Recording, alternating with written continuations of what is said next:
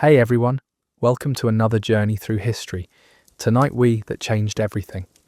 They're diving into something most devastating conflict in human history. A war that touched every corner of the globe and reshaped the world as we knew it. We're talking about World War II from the very beginning to its dramatic conclusion. Now before we get comfortable and settle in for this epic tale, take a moment to like the video if you're enjoying this kind of content, and subscribe if you want more deep dives into history. Let me know in the comments where you're tuning in from and what time it is for you. It's always fascinating to see our global community coming together to explore the past. Dim those lights, maybe grab a warm drink, and let's ease into this incredible story together. Picture this. It's September 1st, 1939. The sun is just beginning to rise over the Polish countryside when the thunder begins. Not the thunder of storms, but the thunder of war machines. German tanks are rolling across the border, their steel treads crushing the morning frost. Aircraft engines roar overhead as Luftwaffe bombers streak toward Polish cities. This is it, the moment that plunged the entire world into chaos. But to understand how we got here, we need to rewind a bit. Because World War II didn't just suddenly explode into existence, it was brewing for years, simmering beneath the surface like a volcano waiting to erupt. The seeds were planted decades earlier, in the aftermath of the first global conflict that was supposed to end all wars. The Treaty of Versailles in 1919 was meant to create lasting peace in Europe. Instead, it created lasting resentment. Germany was crushed under the weight of impossible reparations, forced to accept full blame for a war that had multiple causes. The German economy crumbled. Inflation spiraled out of control.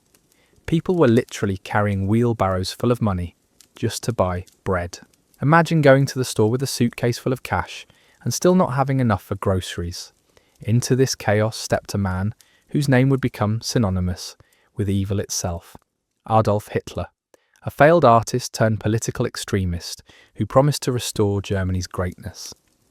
He blamed the country's problems on everyone except the people actually responsible. Jews, communists, foreigners, anyone who could serve as a convenient scapegoat. His message was simple and seductive. Germany had been betrayed. Germany deserved better. Germany would rise again.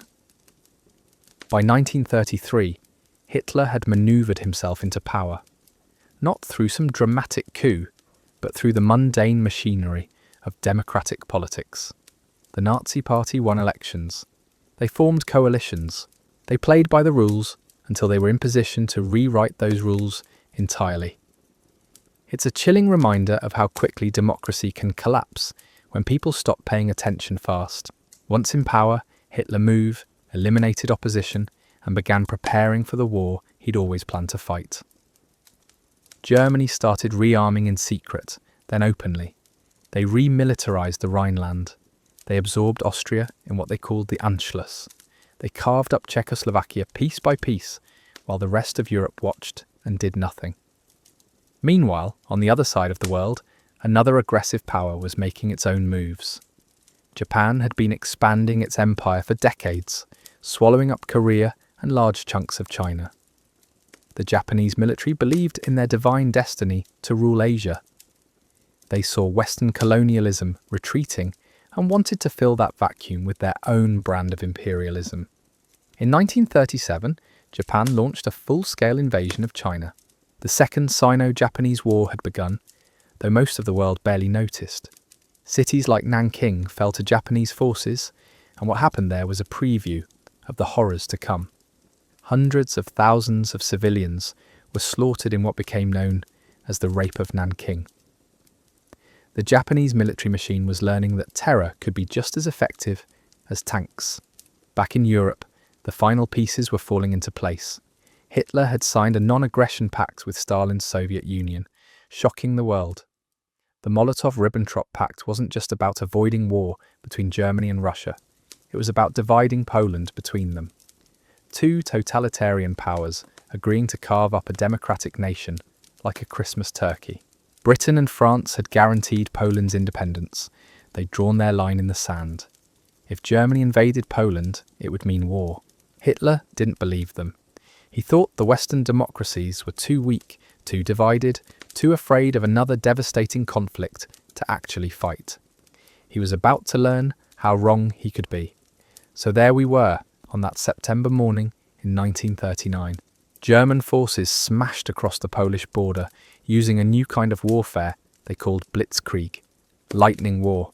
It combined tanks, aircraft, and motorized infantry in coordinated attacks that moved faster than anyone thought possible.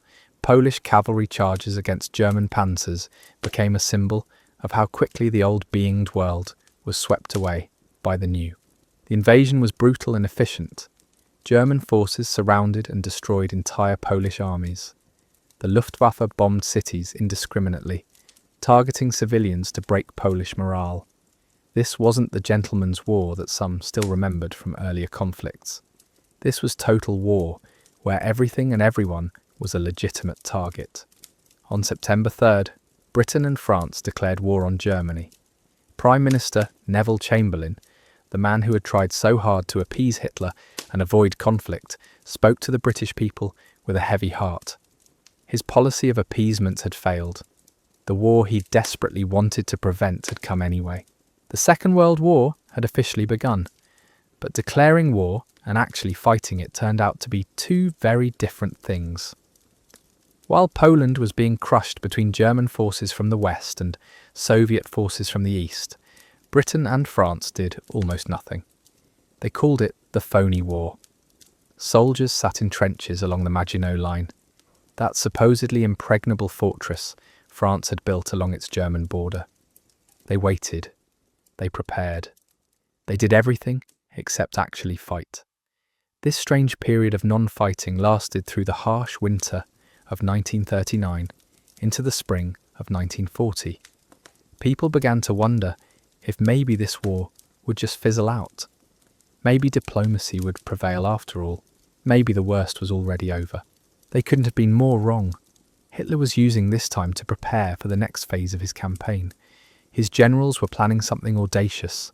Instead of attacking the Maginot Line head-on, they would go around it, through Belgium and the Netherlands, just like Germany had tried in World War I. But this time would be different. This time they had blitzkrieg. The attack began on May 10th, 1940.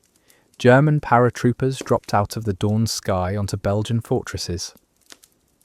Gliders landed silently on supposedly impregnable positions. Within hours, defences that were supposed to hold for weeks had fallen.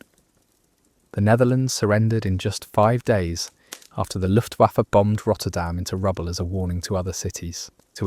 But the real masterstroke came through the Ardennes forest. French generals had dismissed this area as impassable to large military forces. The trees were too thick, the terrain too difficult. No army could move tanks through that wilderness. German General Heinz Guderian proved them catastrophically wrong. His panzer divisions punched through the Ardennes like a knife through butter, emerging behind the Maginot Line and cutting off the cream of the French and British armies. The Battle of France lasted just 6 weeks. 6 weeks to defeat a nation that had fought Germany to a standstill for 4 years in the previous war. The speed of the collapse shocked everyone, including the Germans themselves. French resistance crumbled as the structure fell apart. Their common refugees clogged the roads, making military movement almost impossible. Panic spread faster than the advancing German armies. By June 14th, German troops were marching down the Champs-Élysées in Paris. The City of Light had fallen without a fight. The French government fled south, and on June 22nd, they signed an armistice in the same railroad car where Germany had surrendered in 1918. Hitler had gotten his revenge for Versailles, and he savoured every moment of it. Britain now stood alone.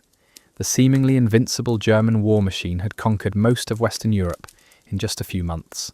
Poland, Norway, Denmark, Belgium, Netherlands, Luxembourg, France, all had fallen. Only the English Channel separated Britain from what looked like inevitable invasion. Many people, including some in the British government, thought it was time to negotiate peace. But Britain had a new Prime Minister.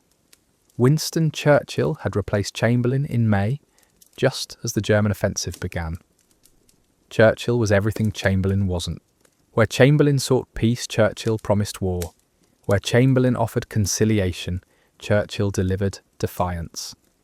His speeches became the voice of British resistance, promising that Britain would never surrender, never give in, never stop fighting. The Germans began preparing for Operation Sea Lion, their plan to invade Britain. But first they needed to control the skies.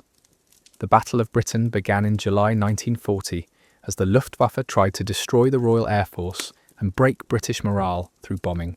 German aircraft filled the summer skies over southern England, met by squadrons of British Spitfires and Hurricanes, flown by pilots who knew they were fighting for their nation's survival. The battle raged through the summer and into the autumn. German bombers targeted airfields, radar stations, aircraft factories. British pilots, many of them barely out of their teens, climbed into their fighters day after day, knowing that each mission might be their last. They were outnumbered, but not outfought. British radar gave them a crucial advantage, allowing them to intercept German formations before they reached their targets. By September, it was clear that the Luftwaffe had failed to gain air superiority. Hitler postponed Operation Sea Lion indefinitely. Instead, the Germans switched to night bombing of British cities in what became known as the Blitz: London, Coventry, Liverpool, Birmingham. Night after night, German bombers dropped their deadly to break British will cargo on civilian targets, trying through terror. But the Blitz backfired. Instead of breaking British morale, it strengthened British resolve. People emerged from underground stations and bomb shelters each morning, swept up the glass, and went back to work. The spirit of the Blitz became legendary. Keep calm and carry on wasn't just a slogan, it was a way of life. While Britain endured the Blitz, the war was spreading like wildfire across the globe. Hitler had been frustrated in his attempts to knock Britain out of the conflict, but that didn't stop him from opening new fronts. In April 1941, German forces swept into the Balkans, conquering Yugoslavia and Greece in a matter of weeks. The Wehrmacht seemed unstoppable, a perfectly oiled machine of conquest that could adapt to any terrain, any enemy, any challenge. But Hitler was about to make the same mistake that had doomed Napoleon over a century earlier. He was going to invade Russia. Operation Barbarossa, named after the medieval German emperor, was the largest military operation in human history. Over 3 million German soldiers, supported by tanks, aircraft and artillery, would smash into the Soviet Union along a front stretching from the Baltic Sea to the Black Sea. The decision seemed to make perfect sense from Hitler's twisted perspective. The Soviet Union was led by Stalin, a paranoid dictator who had spent the previous few years purging his own military of competent officers. The Red Army looked weak, demoralized and poorly equipped. German intelligence estimated that the entire Soviet system would collapse within weeks of the invasion beginning. On June 22, 1941, at precisely 3:15 in the morning, the largest artillery barrage in history announced the beginning of Operation Barbarossa. German guns opened fire along an 800-mile front. Minutes later, waves of bombers crossed the border, targeting Soviet airfields and destroying hundreds of aircraft still sitting on the ground. The Red Army was caught completely off guard. Stalin had convinced himself that Hitler wouldn't be foolish enough to fight a two-front war. He ignored warnings from his own intelligence services, from British intelligence, even from individual German soldiers who defected to warn of the coming attack. When the invasion began, Stalin went into a kind of psychological collapse, disappearing from public view for over a week, while his country burned. The initial German advance was everything Hitler had hoped for. Entire Soviet armies were surrounded and destroyed in massive encirclement battles. Millions of Red Army soldiers marched into captivity. Cities that had stood for centuries fell in days. Minsk, Smolensk, Kiev. The German war machine rolled eastward like an unstoppable tide, leaving devastation in its wake. German soldiers wrote letters home, describing victories beyond their wildest dreams. They were advancing so fast that their maps couldn't keep up. Soviet resistance seemed to crumble wherever they appeared. Moscow lay just a few hundred miles ahead, and beyond that, the vast resources of Siberia. The war in the east would be over by Christmas, they told themselves. Then they could finish off Britain and claim their 1,000-year Reich.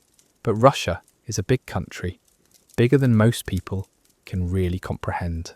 As German supply lines stretched longer the easy victories of the First and Longer, as few months gave way to grimmer fighting, as summer turned to autumn and autumn turned to winter, the Wehrmacht began to realise that this campaign might not be the walkover they'd expected.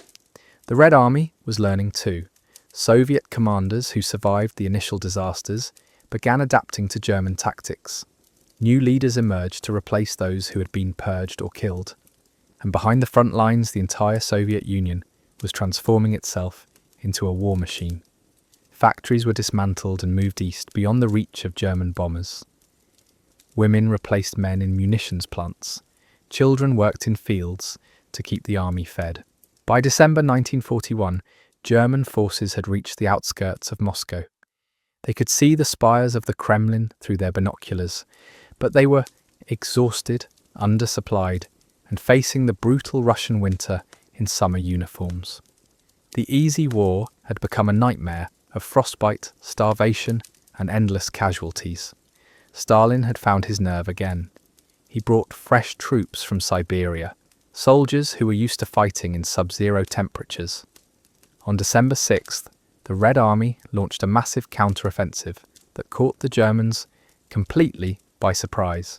For the first time since the war began, the Wehrmacht was in full retreat. The myth of German invincibility had been shattered in the snow outside Moscow, but while Europe tore itself apart, an entirely different drama was unfolding on the other side of the world.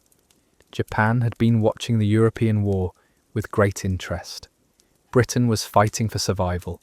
France had fallen. The Netherlands was occupied. These colonial powers could no longer defend their Asian empires.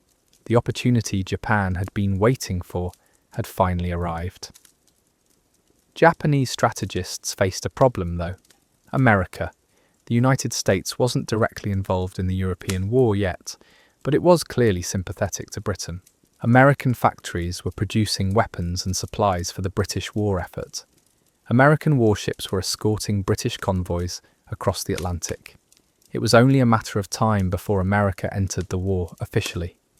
If going to create Japan was its Greater East Asia co-prosperity sphere, it needed to neutralize the American Pacific Fleet first. A surprise attack could cripple American naval power long enough for Japan to conquer Southeast Asia and fortify its positions. Then, when America finally recovered, it would face such a strong Japanese empire that negotiation would be preferable to the costly business of conquest. The plan was audacious and risky.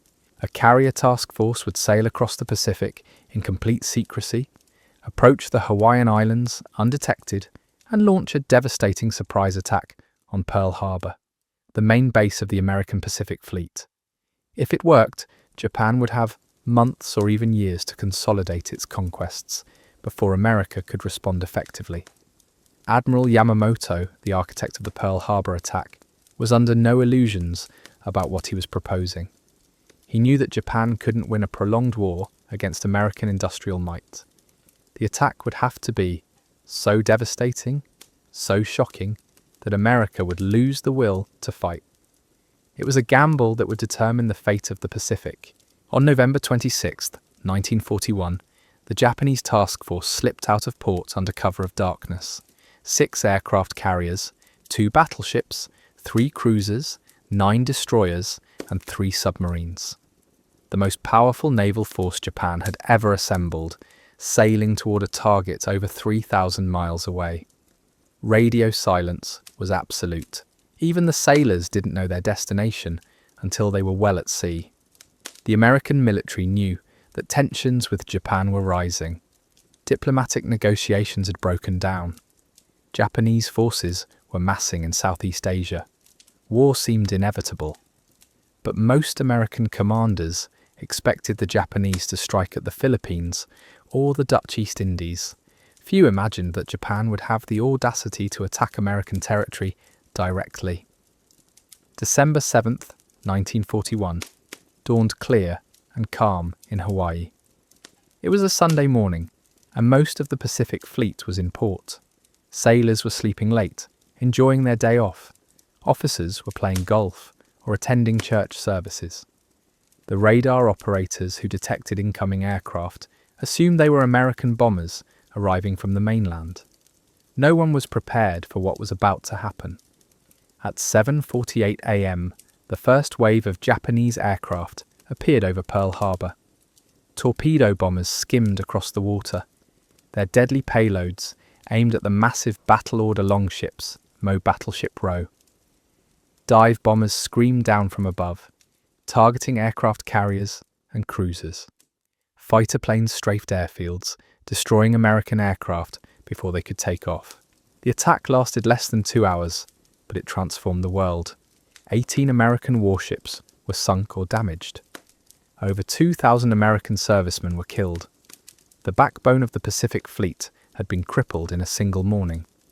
But Japan had also awakened a sleeping giant. The surprise attack that was supposed to demoralize America instead united it in a fury that wouldn't be satisfied until the Japanese Empire was utterly destroyed. President Franklin Roosevelt appeared before Congress the next day to ask for a declaration of war. His speech was brief but unforgettable. Yesterday, December 7th, 1941, a date which will live in infamy. Congress voted for war with only one dissenting voice. America was finally, officially, completely committed to World War II. Hitler, incredibly, decided to declare war on the United States a few days later. He didn't have to. His alliance with Japan didn't require him to join their war with America, but he convinced himself that America was already his enemy in all but name. German U-boats had been fighting an undeclared war with American ships in the Atlantic for months. Now he could sink them without pretense. The decision was one of the greatest strategic blunders in history. America might have focused entirely on the Pacific, leaving Britain to face Germany alone. Instead, Hitler had created the Grand Alliance that would eventually destroy him. Britain, the Soviet Union, and the United States, the three most powerful nations on Earth, united in their determination to crush fascism once and for all. But that victory was still years away, and the path to it would be paved with unimaginable suffering. Japan's attack on Pearl Harbor was just the beginning of a campaign of conquest that swept across the Pacific like a tidal wave. Within months, Japanese forces had captured the Philippines, the Dutch East Indies, Singapore, Hong Kong, and were threatening Australia itself. The early months of 1942 were dark indeed for the Allied cause. German U-boats were sinking merchant ships faster than they could be built, threatening to starve Britain into submission. The Red Army was still reeling from the disasters of 1941. And in the Pacific, the Japanese seemed unstoppable, winning victory after victory with clockwork precision. The year 1942 would prove to be the pivotal turning point of the entire war, though it certainly didn't feel that way at the time. For the Allies, it began as a series of catastrophic defeats that made ultimate victory seem impossible, but buried within were the seeds of those disasters come back that would reshape the world. In the Pacific, Japanese forces continued their relentless advance. The fall of Singapore in February was perhaps the most shocking defeat of all. Britain's supposedly impregnable fortress in the east collapsed in just a week, surrendering to a Japanese force that was actually smaller than the defending garrison. Winston Churchill called it the worst disaster in British military history, and he wasn't exaggerating. Over 80,000 British, Australian and Indian troops marched into Japanese captivity, many never to return. The psychological impact was enormous. If Singapore could fall so easily, what couldn't the Japanese accomplish? Their pilots seemed superhuman, their soldiers fanatically brave, their generals strategically brilliant. They had cracked the code of modern warfare in the Pacific, combining naval aviation, amphibious assault, and jungle fighting into an unstoppable formula for conquest. But empires built on momentum can collapse just as quickly when that momentum shifts. The Japanese war machine, for all its early brilliance, was running on borrowed time. Japan was a small island nation trying to control territory stretching from Alaska to Australia. They simply didn't have the industrial capacity or manpower to hold such vast conquests indefinitely against the combined might of America, Britain, and their allies. The first crack in Japanese invincibility came in April 1942, in the most unlikely place imaginable. 16 American bombers, led by Lieutenant Colonel James Doolittle, took off from an aircraft carrier 800 miles from Japan and bombed Tokyo itself. The Doolittle raid caused minimal physical damage, but its psychological impact was devastating. The Japanese people had been told their homeland was invulnerable. Suddenly, American bombs were falling on their capital. More importantly, the raid forced Japan to keep aircraft and troops at home for defense instead of using them for conquest. It also pushed Japanese commanders toward a fatal decision. They had to eliminate the American carrier force once and for all before it could launch more embarrassing attacks on the sacred soil of Japan itself. Admiral Yamamoto devised another audacious plan. Japanese forces would attack Midway Island, a tiny American outpost halfway between Japan and Hawaii. The Americans would have to respond with their remaining carriers to defend this strategic position. When they did, the superior Japanese fleet would destroy them completely, finishing what Pearl Harbor had started. But the Americans had a secret weapon that Yamamoto didn't know about. They had broken the Japanese naval code.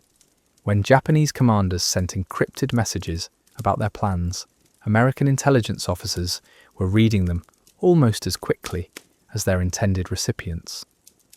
The trap being set for the American fleet was about to become a trap for the Japanese instead. Admiral Chester Nimitz, commanding the Pacific Fleet, made one of the boldest decisions in naval history. Instead of waiting for the Japanese to attack Midway, he would ambush them first. 3 American aircraft carriers, Enterprise, Yorktown, and Hornet, would position themselves northeast of Midway and strike the Japanese fleet while its aircraft were busy bombing the island. The Battle of Midway began on June 4, 1942. Japanese bombers attacked the island while American torpedo bombers launched suicidal attacks against the Japanese fleet. Wave after wave of American aircraft were shot down with horrific casualties. It looked like another Japanese victory was inevitable. But while the Japanese fighters were busy destroying American torpedo bombers at low altitude, American dive bombers appeared high above the Japanese carriers. In the span of 5 minutes, 3 of Japan's 4 fleet carriers were turned into floating infernos. Akagi, Kaga, and Soryu, veterans of Pearl Harbor and a dozen other victories, were burning wrecks. The 4th carrier, Hiryu, was sunk later that afternoon. Japan lost 4 fleet carriers, over 200 aircraft, and thousands of experienced pilots in a single day. These weren't just ships and planes that could be replaced. They were the irreplaceable core of Japanese naval aviation, trained over years of peacetime practice and combat experience. The men who had made the Pearl Harbor attack possible were now sleeping forever beneath the Pacific waves.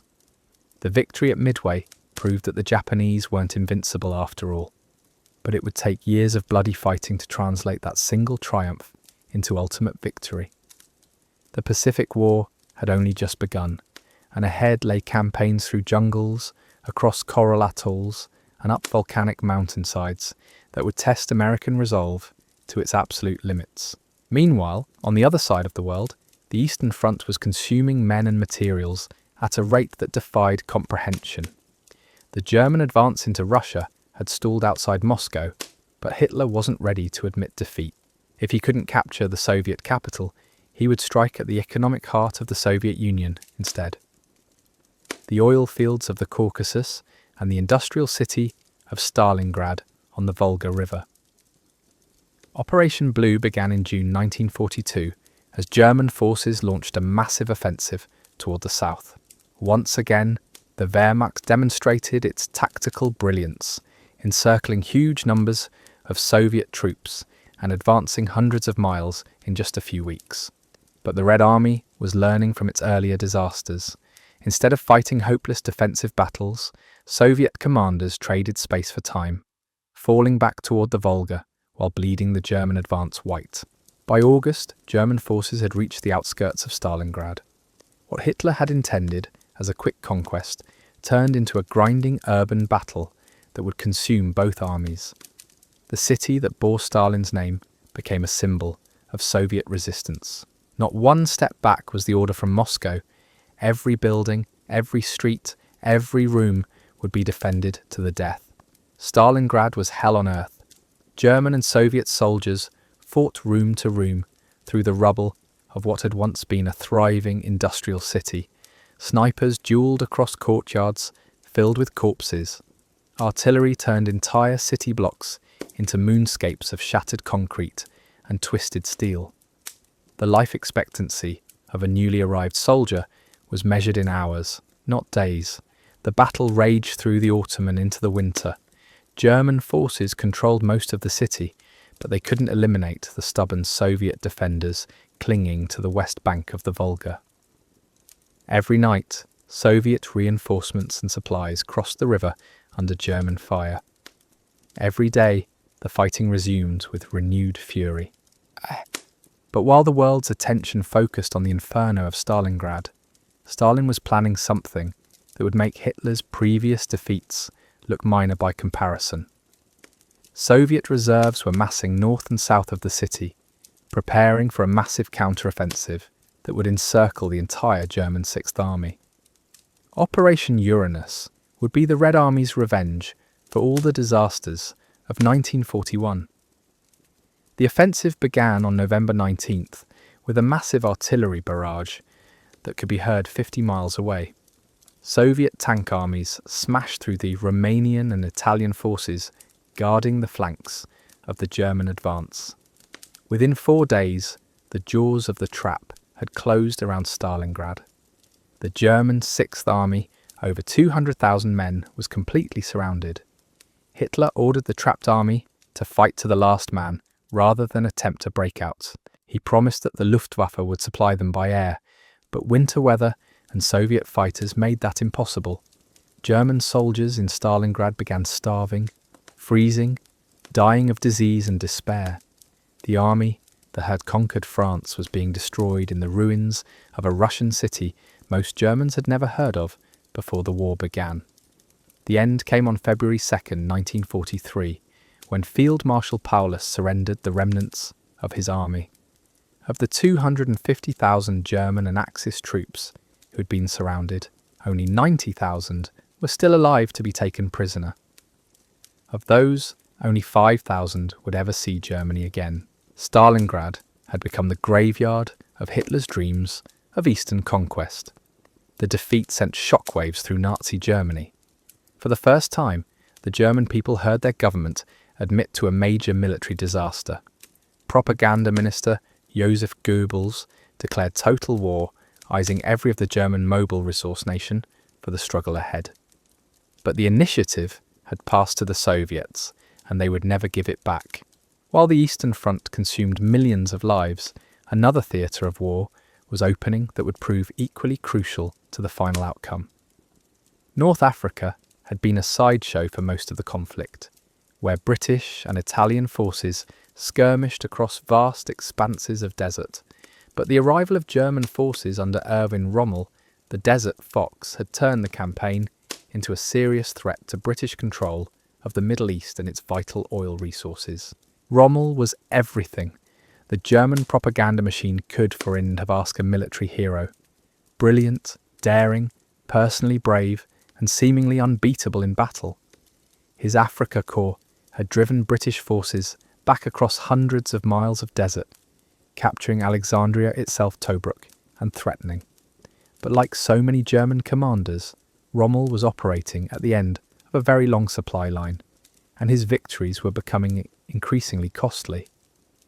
The British had found a general who could match Rommel's tactical brilliance with superior resources and careful planning. Bernard Montgomery was methodical where Rommel was impulsive, cautious where Rommel was bold. At the Second Battle of El Alamein in October 1942, Montgomery's 8th Army finally stopped Rommel's advance and began pushing the Afrika Korps back toward Tunisia. More importantly, the Americans were coming. Operation Torch landed American and British forces in Morocco and Algeria in November 1942, opening a second front in North Africa. Now Rommel faced enemies to his east and west, while his supply lines across the Mediterranean were under constant attack by Allied aircraft and submarines. The writing was on the wall, but Hitler refused to authorize a withdrawal from North Africa. Instead, he poured more troops into Tunisia, troops that might have been used to defend Italy or reinforce the Eastern Front. When the end came in May 1943, over 200,000 German and Italian soldiers marched into Allied captivity. Another entire army had been sacrificed to Hitler's refusal to face reality. The victory in North Africa opened new possibilities for the Allies. With the Mediterranean under their control, they could attack what Churchill called the soft underbelly of Europe. Italy, Hitler's oldest and weakest ally, would be the next target. But the Italian campaign would prove that there was no such thing as a soft underbelly in World War II. Every mile would have to be paid for in blood. The invasion of Sicily began in July 1943 with the largest amphibious assault in history up to that point. American and British forces stormed ashore against fierce German and Italian resistance. But the real prize wasn't Sicily itself. It was the psychological impact on Italy, a nation that had never wanted this war and was increasingly desperate to escape it. As Allied forces advanced across Sicily, the Italian government finally acted.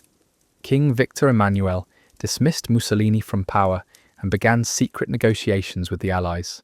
Il Duce, the man who had dreamed of restoring the Roman Empire, was arrested and imprisoned. The fascist regime that had ruled Italy for over 20 years collapsed almost overnight. But Hitler wasn't about to let Italy slip away without a fight.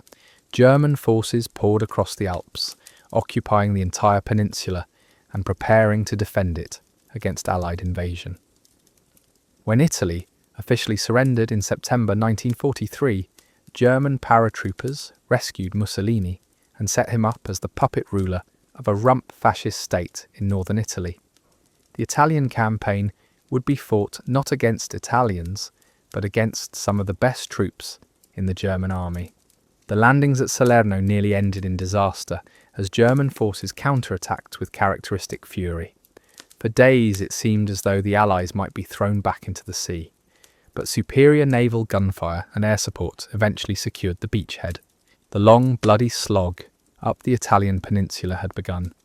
Every river, every mountain, every village became a fortress that had to be stormed.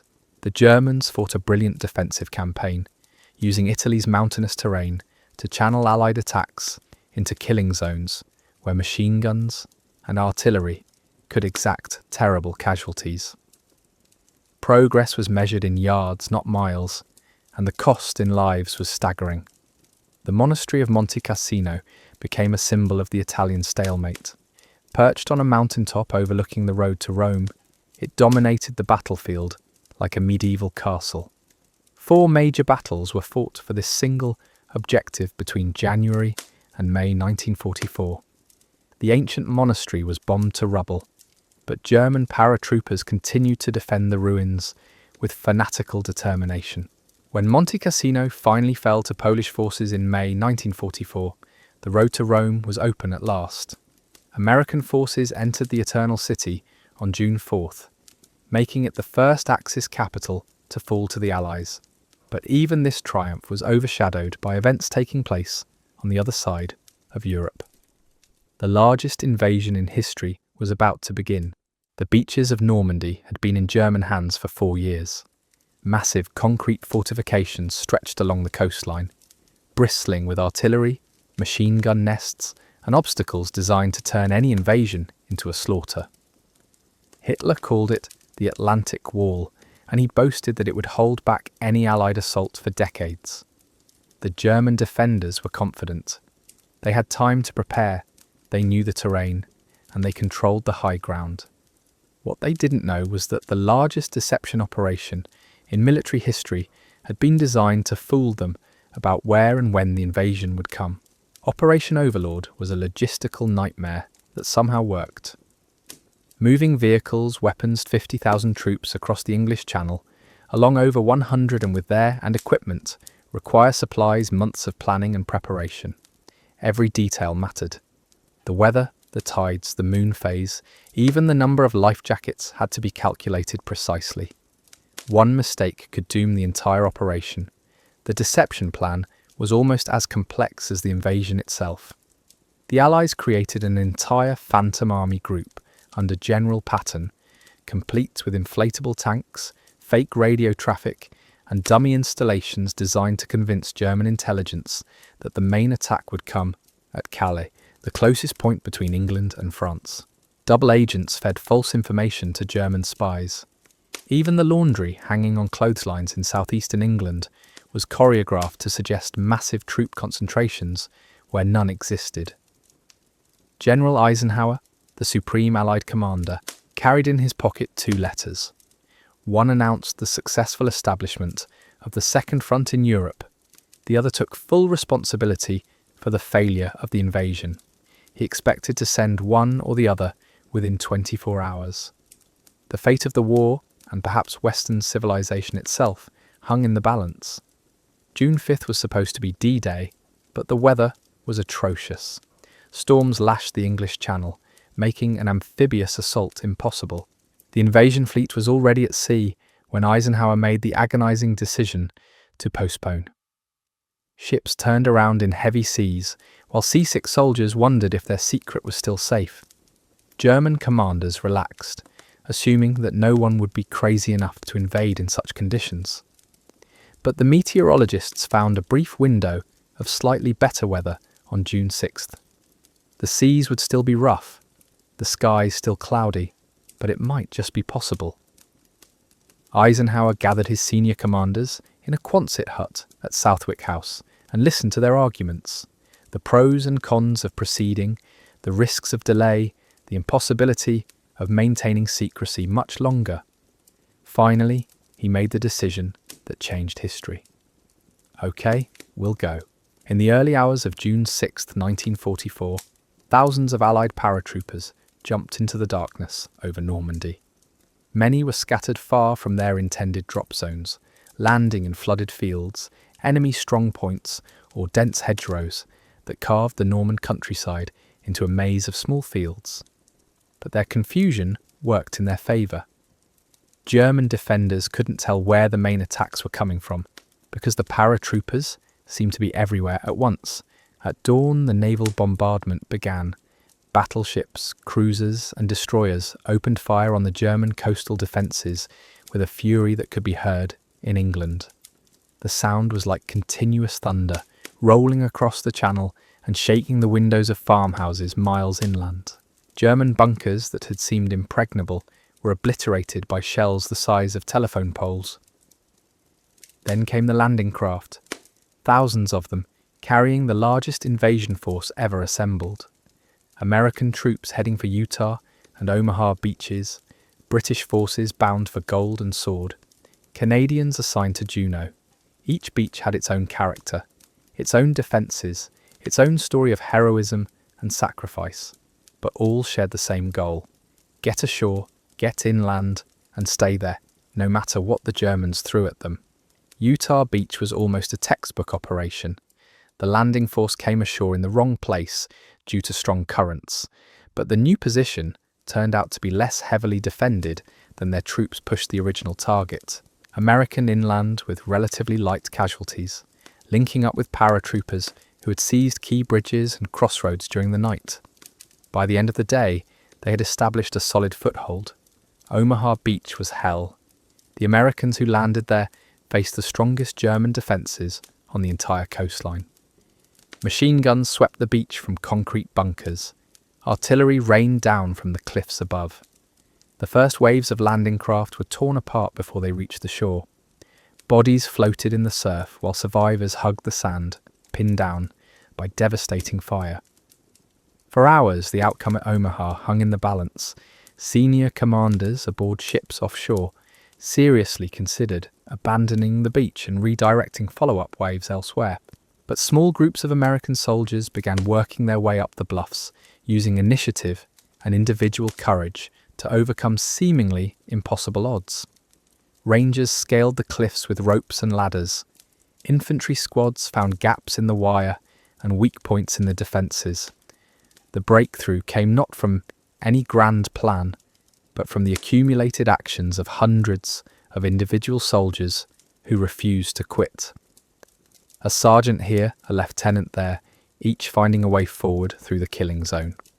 By afternoon, American forces were pouring through the gaps and pushing inland.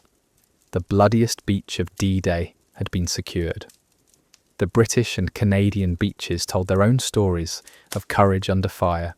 Gold Beach saw fierce fighting around German strongpoints, but British experience in amphibious operations paid dividends. Sword Beach brought British forces within sight of Caen, though they couldn't quite ambitious reach their D-Day objectives. Juno Beach witnessed Canadian forces advancing farther inland than any other Allied unit, their maple leaf badges becoming a familiar sight in Norman villages. By nightfall on June 6th, over 150,000 Allied troops were ashore in France. The second front that Stalin had been demanding for years finally existed. But establishing the beachhead was only the beginning. Now came the hard part, breaking out of Normandy and advancing into the heart of Nazi-occupied Europe. The Norman countryside was perfect for defence. Ancient hedgerows, called bocage by the locals, divided the landscape into thousands of small fields, each one a potential fortress. German troops, many of them veterans of the Eastern Front, used these natural obstacles brilliantly. Machine gun nests covered every approach. Mortars dropped shells with deadly accuracy into Allied positions. Even individual snipers could hold up entire companies. The fighting in the hedgerows was intimate and brutal. Soldiers could hear their enemies talking just yards away through the thick vegetation. Battles were fought for single fields, single farmhouses, single crossroads. American forces developed new tactics, welding steel teeth onto their tanks to cut through the hedgerows, instead of going over them where they would be silhouetted against the sky. Meanwhile, the Germans were rushing reinforcements toward Normandy from all over Europe. But the Allied deception plan was still working. Hitler remained convinced that the Normandy landings were just a diversion, that the real invasion would still come at Calais. He kept his strongest reserves in the wrong place, waiting for an attack that would never come. The German response was also hampered by their command structure. Field commanders who wanted to move troops needed permission from higher headquarters. But Hitler had gone to bed late on D-Day night, and his staff were afraid to wake him with news of the invasion. Precious hours were lost while German generals waited for orders that didn't come. When the reserves finally did arrive, they found that moving in daylight had become almost impossible. Allied fighter bombers ruled the skies over France, turning every road into a shooting gallery. German convoys could only move at night, and even then they faced constant harassment from British and American aircraft, equipped with rockets and bombs specifically designed for destroying vehicles. The siege of Caen became a symbol of how difficult the breakout from Normandy would be. This ancient Norman city was supposed to fall on D-Day itself, but German defenders held on for over a month. British and Canadian forces launched attack after attack, supported by massive artillery barrages and bombing raids that reduced much of the medieval city to rubble. But the Germans fought on in the ruins, turning every building into a fortress. American forces faced their own grinding battles as they tried to break out toward the west. The capture of Cherbourg took weeks longer than planned, and when they finally took the port, German engineers had destroyed it so thoroughly that it took months to make it operational again. Every mile of progress was paid for in blood, and casualty rates began approaching those of World War I. But the Allies had advantages that would eventually prove decisive. Their supply lines across the English Channel were secure, bringing fresh troops, ammunition, and equipment every day. German supply lines, by contrast, were under constant attack. Allied air superiority meant that German reinforcements arrived piecemeal and exhausted, often having lost much of their heavy equipment to air attacks during the journey. By late July, the Allies had finally assembled enough forces in Normandy to attempt a major breakout operation. Operation Cobra would use American forces to punch through German lines west of St. Lo, creating a gap that armoured divisions could exploit. The attack began with the largest tactical bombardment of the war, as over 1,500 Allied bombers dropped their loads on a narrow front just 3 miles wide. The bombing was devastating, but not entirely accurate. Some bombs fell short, killing American troops in their own foxholes. But the main German defensive line was shattered, and American armour poured through the gap like water through a broken dam. General Patton's Third Army was finally unleashed, racing across France at speeds that amazed friend and foe alike. The German defence of Normandy collapsed with stunning suddenness. Units that had fought stubbornly for weeks suddenly found themselves cut off and surrounded. The retreat became a rout as German forces tried desperately to escape the closing Allied trap. The Falaise pocket became a killing ground where thousands of German vehicles were destroyed by Allied aircraft and artillery. Paris fell on August 25th, liberated by Free French forces supported by American troops. General de Gaulle marched down the Champs-Élysées in triumph, symbolically reclaiming French sovereignty from 4 years of German occupation. But even as Parisians celebrated in the streets, German forces were falling back toward their homeland, preparing for the final defence of the Reich itself. The liberation of France had taken just 11 weeks from D-Day, but the war was far from over. Germany still controlled most of Eastern Europe, and millions of people remained trapped under Nazi rule. The concentration camps continued their horrific work, racing to complete the Holocaust before Allied armies could stop them. And in the Pacific, American forces were still thousands of miles from Japan, facing some of the bloodiest battles of the entire war. The summer of 1944 marked the beginning of the end for Nazi Germany, but that end would not come quickly or easily. Hitler's regime would fight on with the desperation of a cornered animal, inflicting enormous casualties on both sides right up until the final collapse. The darkest chapters of World War II were still to be written. In the Pacific, American forces were learning that every step closer to Japan would be paid for in blood. The island-hopping campaign had been brilliantly successful in strategic terms, bypassing Japanese strongholds and establishing bases for the final assault on the home islands. But the battles themselves were becoming increasingly savage as Japanese defenders adopted new tactics of fanatical resistance. The Battle of the Philippine Sea in June 1944, fought at the same time as the Normandy invasion, had effectively ended Japanese naval aviation as an offensive force. American pilots called it the Great Marianas Turkey Shoot as they destroyed over 400 Japanese aircraft in a single day. But destroying the Japanese fleet and conquering Japanese territory turned out to be very different propositions. Saipan, Guam, and Tinian in the Mariana Islands became the sites of battles that shocked even veteran American commanders with their intensity. Japanese defenders had abandoned their earlier tactics of beach defense in favor of defense in depth, using caves, tunnels, and underground bunkers to create killing zones that could only be reduced by direct assault. Flamethrowers, explosives, and close-quarters combat became the norm.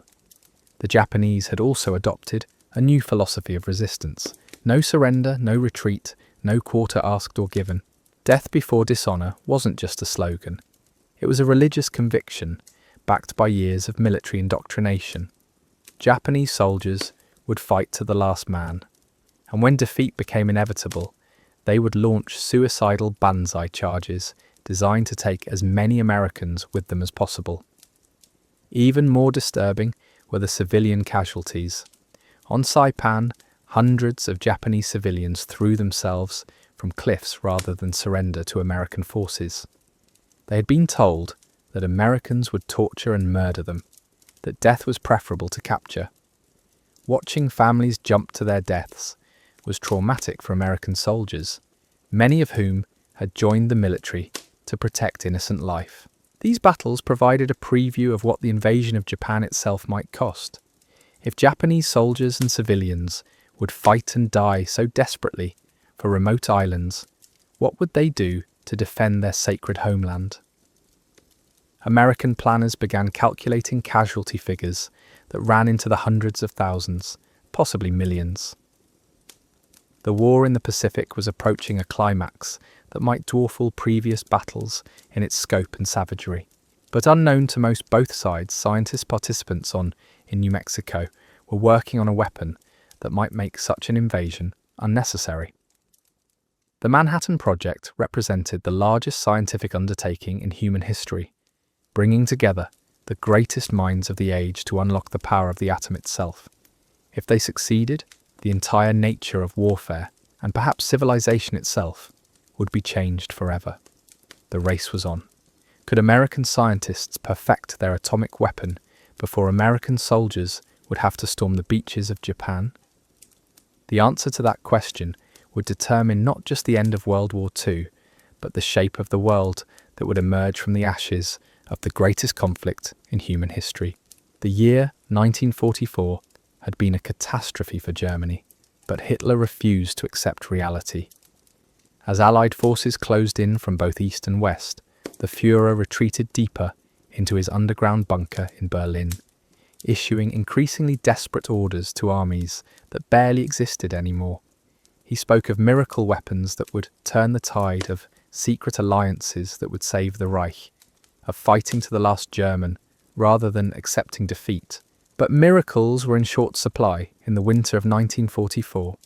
The Wehrmacht was bleeding to death on two fronts, its experienced veterans replaced by teenagers and old men who had neither the training nor the equipment to stop the Allied advance. German cities were being pounded to rubble by round-the-clock bombing campaigns that made normal life impossible. Yet somehow, the Nazi war machine kept functioning, kept fighting, kept inflicting casualties on its enemies even as it consumed itself. The Battle of the Bulge began on December 16th with the kind of surprise attack that had made German arms famous in the early years of the war. 3 German armies smashed into thinly held American lines in the Ardennes forest, the same region where German panzers had achieved their greatest triumph in 1940. Hitler had gambled everything on one last offensive that might split the Allied armies and force them to negotiate a separate peace. For a few terrifying days, it looked like the gamble might pay off. German spearheads punched deep into American positions, surrounding entire units and creating panic in the rear areas. The town of Bastogne became an island of American resistance, completely cut off and running low on ammunition and medical supplies. When German commanders demanded surrender, Brigadier General Anthony McAuliffe replied with a single word that became legendary: nuts. But the German offensive was running on fumes from the very beginning. They lacked the fuel for sustained operations, the air cover to protect their columns, and the reserves to exploit their initial successes. American resistance stiffened as reinforcements rushed to plug the gaps.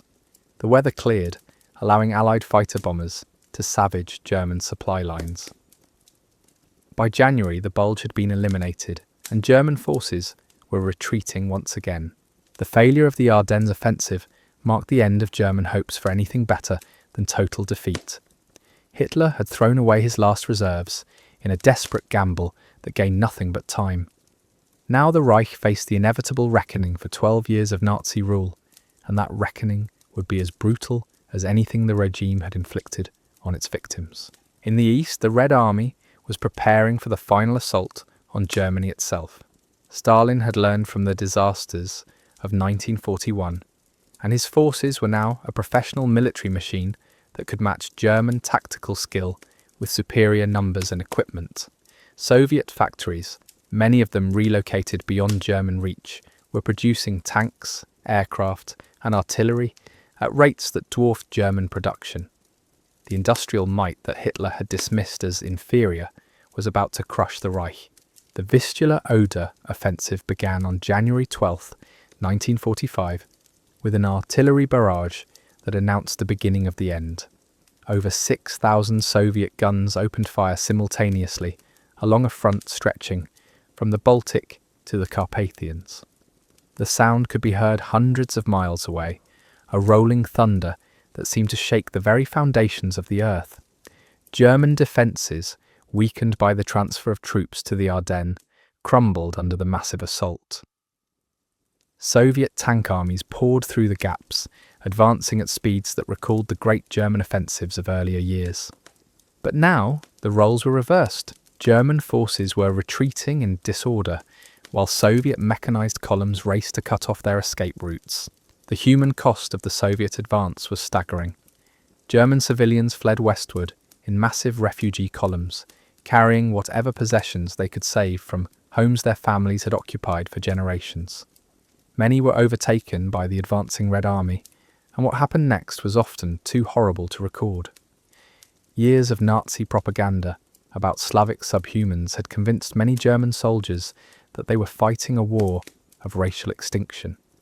They were about to discover that their enemies had learned to hate just as thoroughly. Soviet forces reached the Oder River, just 60 miles from Berlin by early February. The German capital was within artillery range, and panic began to spread through the Nazi leadership. Some urged Hitler to flee to the Alpine Redoubt, a supposed fortress in southern Germany where the regime could make its last stand. Others suggested negotiating with the Western Allies, hoping to split the unlikely coalition of capitalists and communists that had united against fascism. Hitler rejected all such suggestions. He would remain in Berlin and fight to the death.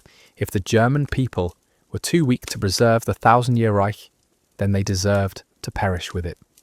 The man who had promised to make Germany great again was now preparing to take it down with him in a final orgy of destruction that would make his earlier crimes seem almost merciful by comparison.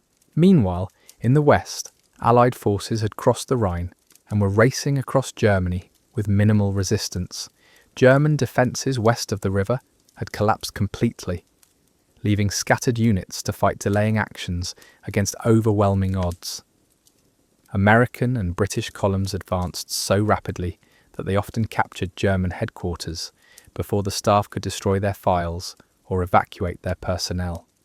The discovery of the concentration camps shocked even veteran soldiers who thought they had seen everything war could produce.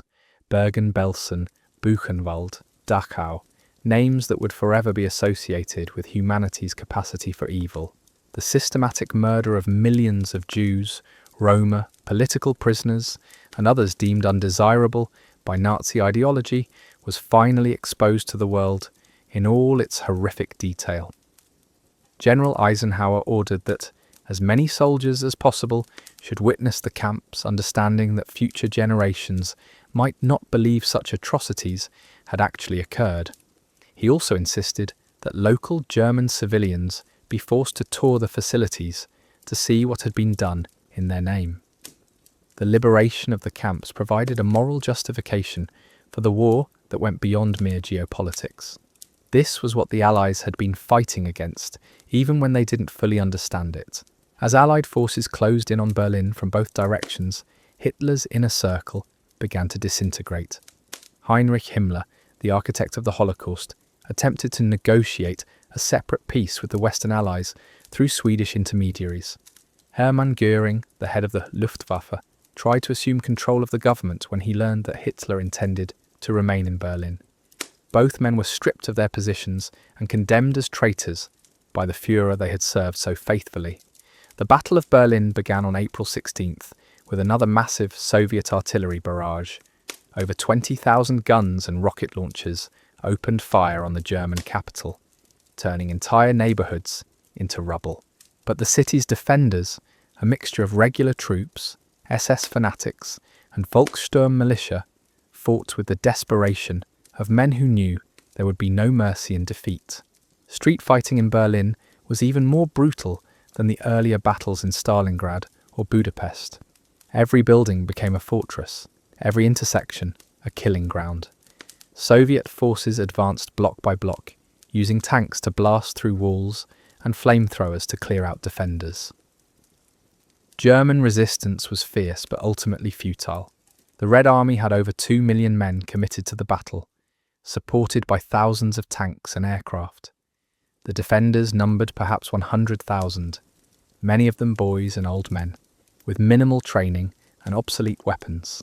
Hitler spent his final days in the Führerbunker, a concrete maze beneath the Reich Chancellery that had become the tomb of Nazi Germany.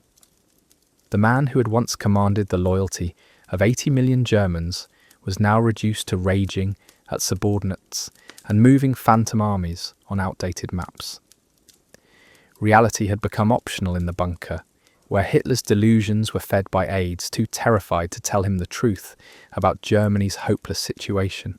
On April 30th, as Soviet forces battled their way through the government quarter just blocks above his head, Hitler finally acknowledged that the war was lost.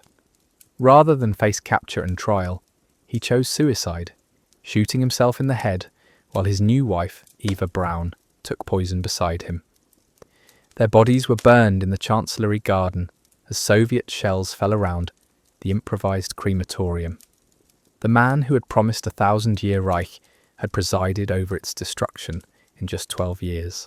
Hitler's death did not immediately end the fighting in Berlin.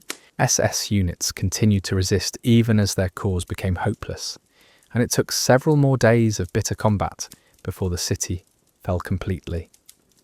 The famous photograph of Soviet soldiers raising their flag over the Reichstag was actually staged after the building had been captured, but it captured the symbolic importance of the moment.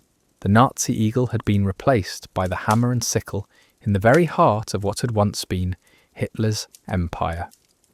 The formal surrender of German forces took place on May 8, 1945, in a modest schoolhouse in Reims, France.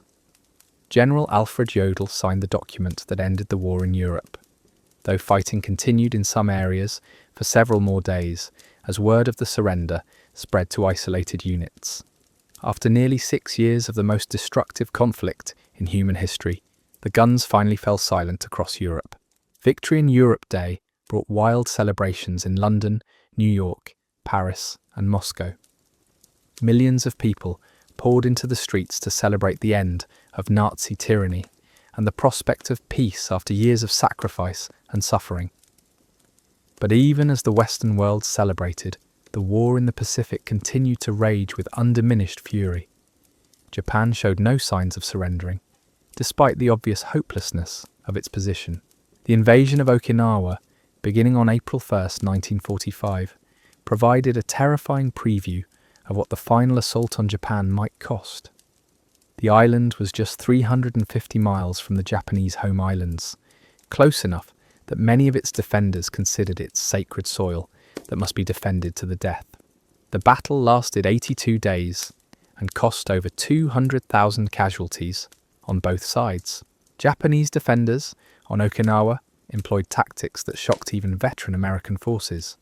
Kamikaze attacks reached new levels of intensity, with suicide pilots deliberately crashing their aircraft into American ships. Over 3,000 kamikaze sorties were flown during the campaign, sinking dozens of vessels and damaging hundreds more.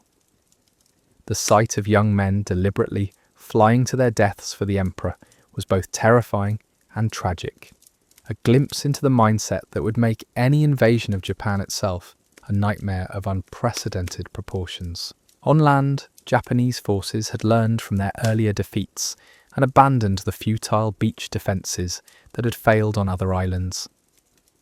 Instead, they constructed an elaborate system of underground fortifications, tunnels, and caves that could only be reduced by direct assault. Every position had to be cleared individually, often with flamethrowers and explosives, in fighting that resembled the trench warfare of World War I more than the mobile campaigns that had characterized most of World War II. The civilian population of Okinawa suffered terribly during the battle.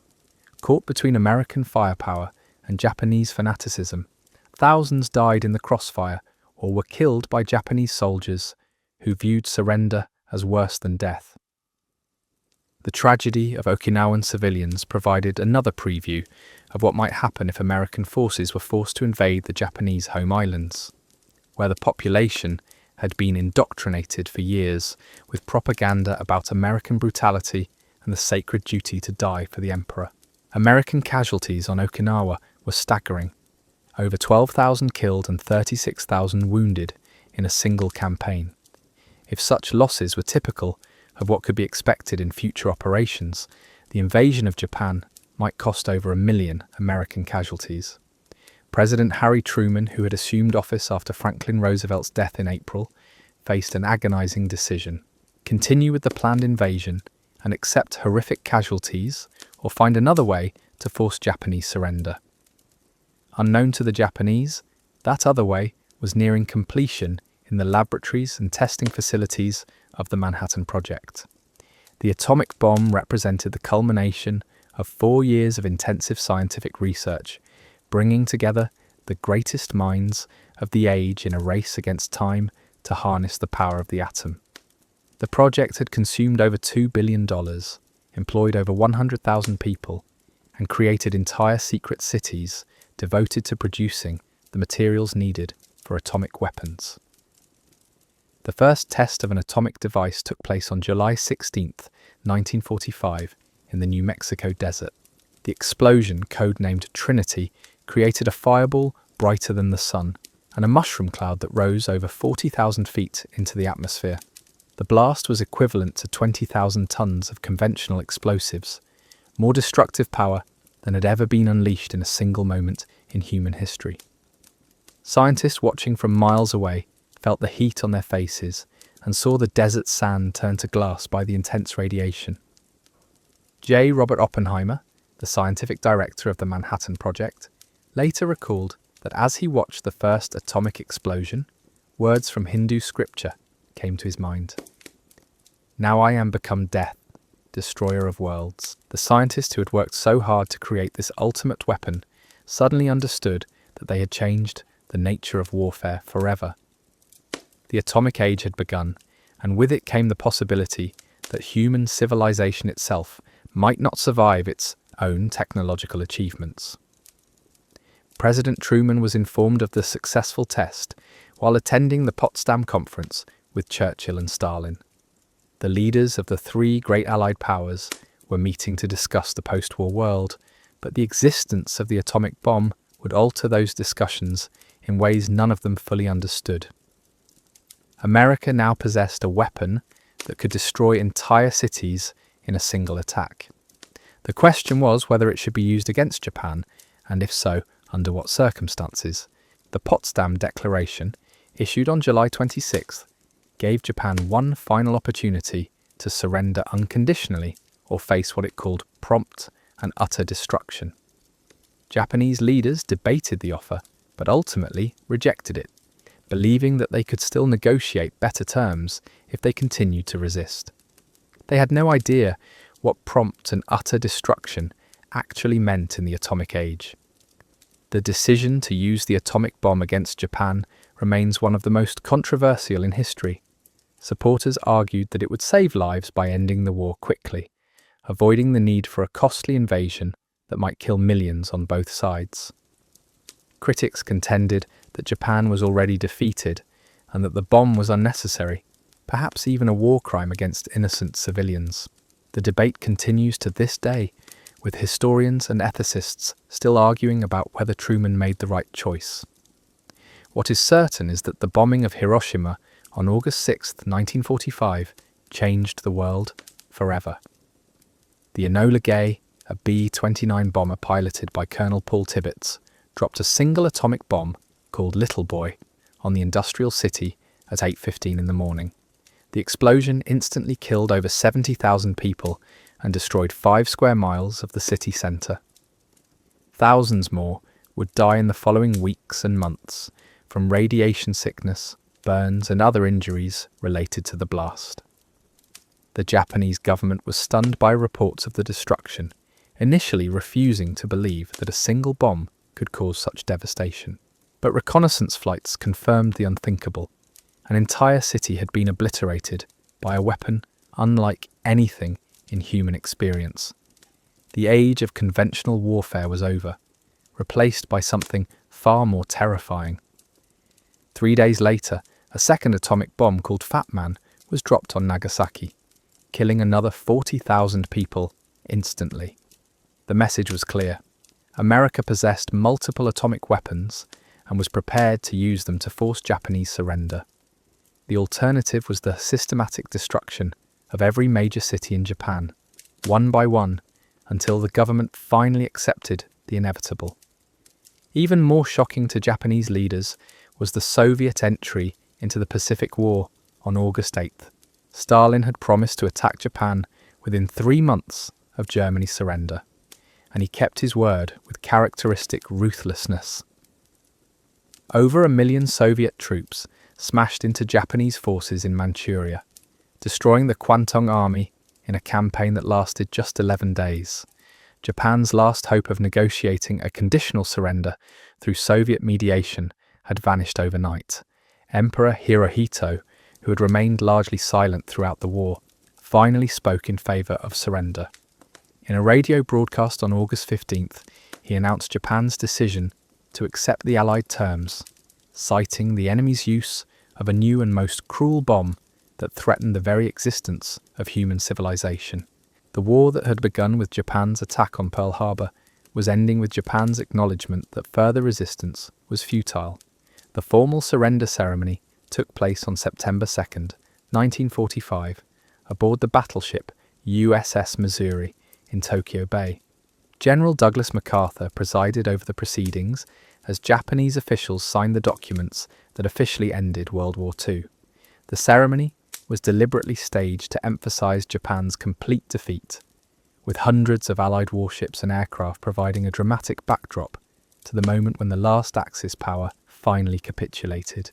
World War II was over, but its consequences would shape the world for generations to come.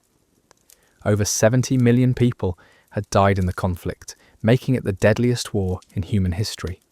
Entire cities had been reduced to rubble. Nations had been occupied, divided, or completely erased from the map. The Holocaust had revealed the depths of human evil, while the atomic bomb had demonstrated humanity's capacity for unprecedented destruction. The world that emerged from the war was fundamentally different from the one that had entered it in 1939.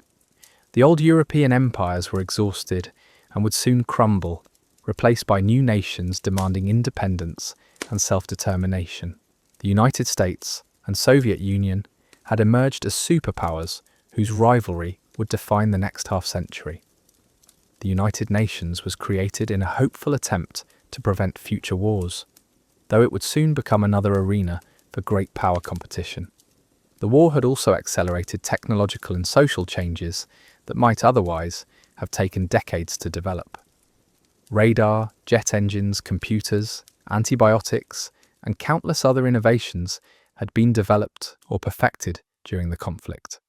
Women had entered the workforce in unprecedented numbers, changing social attitudes about gender roles. Racial segregation in the American military had begun to break down, setting the stage for the civil rights movement of the following decades. Perhaps most importantly, the war had demonstrated both the best and worst of human nature. The same species that had created the Holocaust had also produced heroes who risked everything to save strangers. The same civilization that had developed atomic weapons had also created international laws designed to protect civilians and prisoners of war. The lessons of World War II would echo through the remainder of the 20th century and beyond, reminding future generations that the price of freedom is eternal vigilance against those who would destroy it. As we reflect on this monumental conflict from our modern perspective, we can see how its effects continue to shape our world today. The international institutions created after the war, the technologies developed during it, the social changes it accelerated, all remain part of our daily lives. The sacrifice of those who fought and died to defeat fascism gave us the freedom we enjoy today. A debt that can never be fully repaid but should never be forgotten.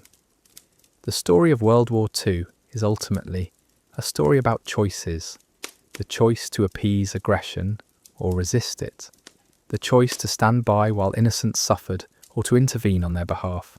The choice to surrender to evil or to fight for what is right, regardless of the cost. Those choices, made by millions of individuals in circumstances we can barely imagine, determined not just the outcome of the war, but the kind of world we would inherit. The lessons learned from this global catastrophe would reshape international relations for generations to come. But even as the world celebrated the end of the most devastating war in human history, new tensions were already emerging between former allies. The partnership between the Western democracies and the Soviet Union had been one of necessity, not ideology, and with their common enemy defeated, the fundamental differences between these systems began to surface almost immediately. Stalin had made promises about free elections in Eastern Europe, but his definition of freedom differed drastically from that of his Western allies. Soviet forces occupied most of Eastern Europe, and Stalin had no intention of allowing governments hostile to Soviet interests to take power.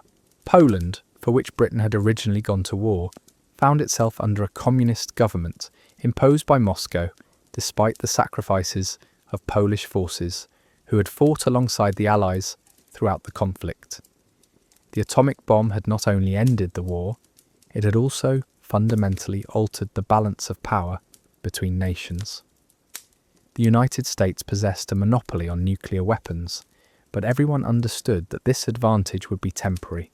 Other nations, particularly the Soviet Union, were already working to develop their own atomic arsenals. The world was entering an age where a single decision by a political leader could potentially end human civilization. The human cost of the war defied comprehension. The Soviet Union had lost over 25 million people, both military and civilian. Germany had lost over 5 million. Poland had lost 6 million, including 3 million Jews murdered in the Holocaust. Japan had lost nearly 3 million. The numbers became abstract at such scales, but each represented a life cut short, a family destroyed, a future that would never be. Entire cities had been erased from existence. Dresden reduced to ash by Allied bombing. Hiroshima and Nagasaki vaporized by atomic fire. Warsaw systematically destroyed by German forces after the failed uprising. These places would be rebuilt, but they would never be the same. The physical scars would heal, but the psychological wounds would last for generations. The war had also revealed the industrial capacity of modern nations when fully mobilized for conflict. American factories had produced over 300,000 aircraft, nearly 100,000 tanks, and 41 billion rounds of ammunition. Soviet production had been equally impressive, despite the devastation of the German invasion. The ability of democratic societies to outproduce their totalitarian enemies had proven decisive, demonstrating that free peoples fighting for their survival could achieve seemingly impossible feats of organization and determination. But perhaps the most profound change wrought by the war was in humanity's understanding of itself. The systematic nature of Nazi genocide had shown that modern technology and bureaucratic efficiency could be turned to the most evil purposes imaginable. The phrase crimes against humanity entered international law as the world struggled to find words for atrocities that had previously been unthinkable. The Nuremberg trials established the principle that following orders was not a defense for participating in genocide or other war crimes. The war had also demonstrated the importance of alliances and international cooperation. No single nation did the Axis powers alone. Victory, no matter how powerful, could have defeats had required unprecedented coordination between countries with different political systems, different military traditions, and different strategic priorities. The success of this cooperation planted the seeds for organisations like NATO and the United Nations, though these institutions would face their own challenges in the decades to come. Medical advances during the war saved countless lives both during and after the conflict. Penicillin, mass-produced for the first time to treat wounded soldiers, revolutionised the treatment of bacterial infections. Blood transfusion techniques improved dramatically. Surgical procedures developed in battlefield hospitals found civilian applications. The urgent need to treat massive casualties had accelerated medical research by decades, creating innovations that would benefit humanity long after the guns fell silent. The role of intelligence and code breaking had proven crucial to Allied victory. The breaking of the German Enigma coded the Japanese, and diplomatic codes had provided invaluable insights into enemy plans and capabilities. The war had shown that information could be as important as ammunition, that winning battles often depended as much on knowing what the enemy intended as on having superior weapons or numbers. Women's participation effort had challenged traditional gender roles in the war, ways that would have lasting social consequences. Soviet women had served as snipers, pilots, and tank commanders. British women had operated radar stations and anti-aircraft guns. American women had built bombers and battleships. The idea that women were unsuited for demanding or dangerous work had been thoroughly debunked by wartime experience, setting the stage for the feminist movements of later decades. The war had also accelerated the decline of colonialism. European powers had been forced to recruit troops from their colonies, making promises of greater autonomy in exchange for military service. The spectacle of European nations being conquered and occupied had undermined the myth of Western invincibility that had helped maintain colonial rule. Independence movements, that might have taken generations to develop, gained momentum from the disruption and ideological changes brought by the global conflict. Technological innovations developed during the war would reshape civilian life in the post-war era. Jet engines would revolutionize air travel. Radar would improve weather forecasting and air traffic control. Computers, initially developed to calculate artillery trajectories and decode enemy messages, would eventually transform every aspect of human society. The urgent demands of wartime research had compressed decades of normal scientific progress into a few short years. The psychological impact of the war on its survivors would influence art, literature, and philosophy for generations. The experiences of combat veterans, Holocaust survivors, and civilians who had lived through bombing campaigns created a shared understanding of trauma that had previously been poorly understood. The concept of post-traumatic stress disorder, though not yet named as such, became recognized as a legitimate medical condition affecting millions of people. Children who had grown up during the war carried its lessons into their adult lives, creating a generation determined to prevent such a catastrophe from recurring. The memory of rationing, blackouts, and air raid sirens influenced their attitudes toward waste, security, and international relations. Many became strong supporters of international organizations and collective security arrangements designed to make future world wars impossible. The economic consequences of the war were equally profound. The United States had emerged as the world's dominant economic power, its mainland untouched by enemy action, while its industrial capacity had expanded enormously to meet wartime demands. Western Europe lay in ruins, but would rebuild with American assistance through the Marshall Plan. The Soviet Union, despite its military victory, faced the enormous task of reconstructing its devastated territories while maintaining a large military to compete with the West. Currency systems established at the Bretton Woods Conference would govern international finance for decades. The dollar's role as the world's reserve currency reflected America's new economic dominance, but also created responsibilities that would sometimes conflict with domestic priorities. The International Monetary Fund and World Bank created to prevent the economic chaos that had contributed to the war's outbreak, would become powerful forces shaping global development. The war had demonstrated the importance of scientific research and development to national security. Governments that had previously viewed science as an academic luxury now understood its military and economic importance. Massive investments in research universities, government laboratories, and private sector innovation would characterize the post-war era, creating the foundation for technological advances that would transform human society. Educational systems had been disrupted by the war, and priorities. The GI Bill in America democratized higher education by providing college funding to millions of veterans. Similar programs in other countries expanded educational opportunities beyond traditional elites. The need for technically trained personnel to operate increasingly complex weapons and equipment had highlighted the importance of scientific and engineering education. Religious had faced institutions unprecedented challenges during the war. Some had collaborated with totalitarian regimes, while others had courageously resisted.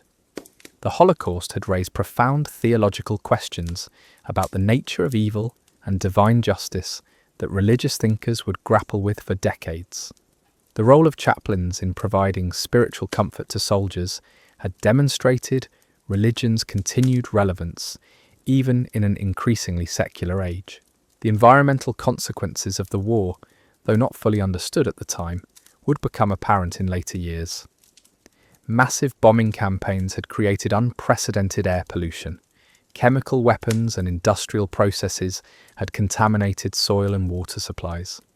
The atomic bombings had introduced radioactive contamination to areas that would remain affected for decades.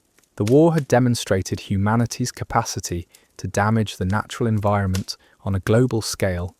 Transportation systems had been revolutionized by wartime needs. The construction of airfields, highways, and ports to support military operations created infrastructure that would serve civilian purposes for generations. Aviation technology, developed for military purposes, would make commercial air travel routine. Logistical techniques, developed to supply armies across vast distances, would transform global commerce. The war had also changed attitudes toward government and its role in society. Citizens who had accepted unprecedented government control over their daily lives during wartime were more willing to support expanded government programs in peacetime. Social security systems, national health services, and other welfare state institutions gained acceptance, partly because of the shared sacrifice and collective effort required to win the war. International law had evolved to address the unique challenges posed by total war between modern states. The Geneva Conventions would establish new standards for the treatment of prisoners and civilians. The concept of genocide, defined and criminalized in response to Nazi atrocities, would become a cornerstone of international human rights law. War crimes tribunals would establish precedents for holding individuals accountable for state-sponsored violence. The media's role in wartime had demonstrated both its power and its responsibilities. Radio broadcasts had maintained civilian morale and provided crucial information to resistance movements. War correspondents had brought the reality of combat to civilian populations, creating public support for military efforts, while also documenting atrocities that might otherwise have been forgotten. The relationship between government, military, and press during established time would influence war media coverage of conflicts for decades to come. Cultural exchanges between allied nations during the war had created lasting connections that transcended political boundaries. American jazz had influenced European musicians. British literature had found new audiences in America. Soviet classical music had gained international recognition. These cultural connections would survive even the political tensions of the Cold War era. The war had created a generation of leaders who would shape the post-war world. Military commanders became political figures, diplomats, and business leaders. The experience of managing vast organizations under extreme pressure had prepared them for the challenges of reconstruction and economic development. Their understanding of international affairs, gained through direct participation in global conflict, would influence foreign policy for decades. Scientific cooperation during the war had demonstrated the benefits of international collaboration in research and development, the sharing of intelligence about German weapons programs, joint development of radar technology, and coordination of medical research had shown that scientific progress could be accelerated through cooperation rather than competition. This lesson would influence the creation of international scientific organizations in the post-war era. The war's end had left millions of people displaced from their homes, creating refugee populations that would reshape demographics across Europe and Asia. The resettlement of these displaced persons would influence immigration policies and ethnic compositions of many countries. The experience of managing such massive population movements would provide lessons for dealing with future humanitarian crises. As the world emerged from the shadow of total war, it carried with it both the trauma of unprecedented destruction and the hope born of having defeated the forces of totalitarian evil. The choices made in the aftermath of victory would determine whether the sacrifice of over 70 million lives had purchased lasting peace, or merely a temporary respite before even greater catastrophes. The atomic age had begun, the Cold War was brewing, and humanity faced challenges that would test all the lessons learned from the most devastating conflict in its history. The echoes of World War II would reverberate through the remainder of the 20th century and beyond, influencing every aspect of human civilization. From the technologies we use to the institutions that govern international relations, from the art we create to the values we teach our children, the war's impact remains visible in our daily lives. Understanding this monumental conflict remains essential for comprehending not just the past, but the world we inhabit today and the challenges we will face tomorrow. The reconstruction of Europe began even before the last guns fell silent. Cities that had been reduced to rubble needed to be rebuilt. Economies that had been destroyed by years of warfare needed to be restored, and millions of displaced people needed to find new homes. But this wasn't just about putting things back the way they were.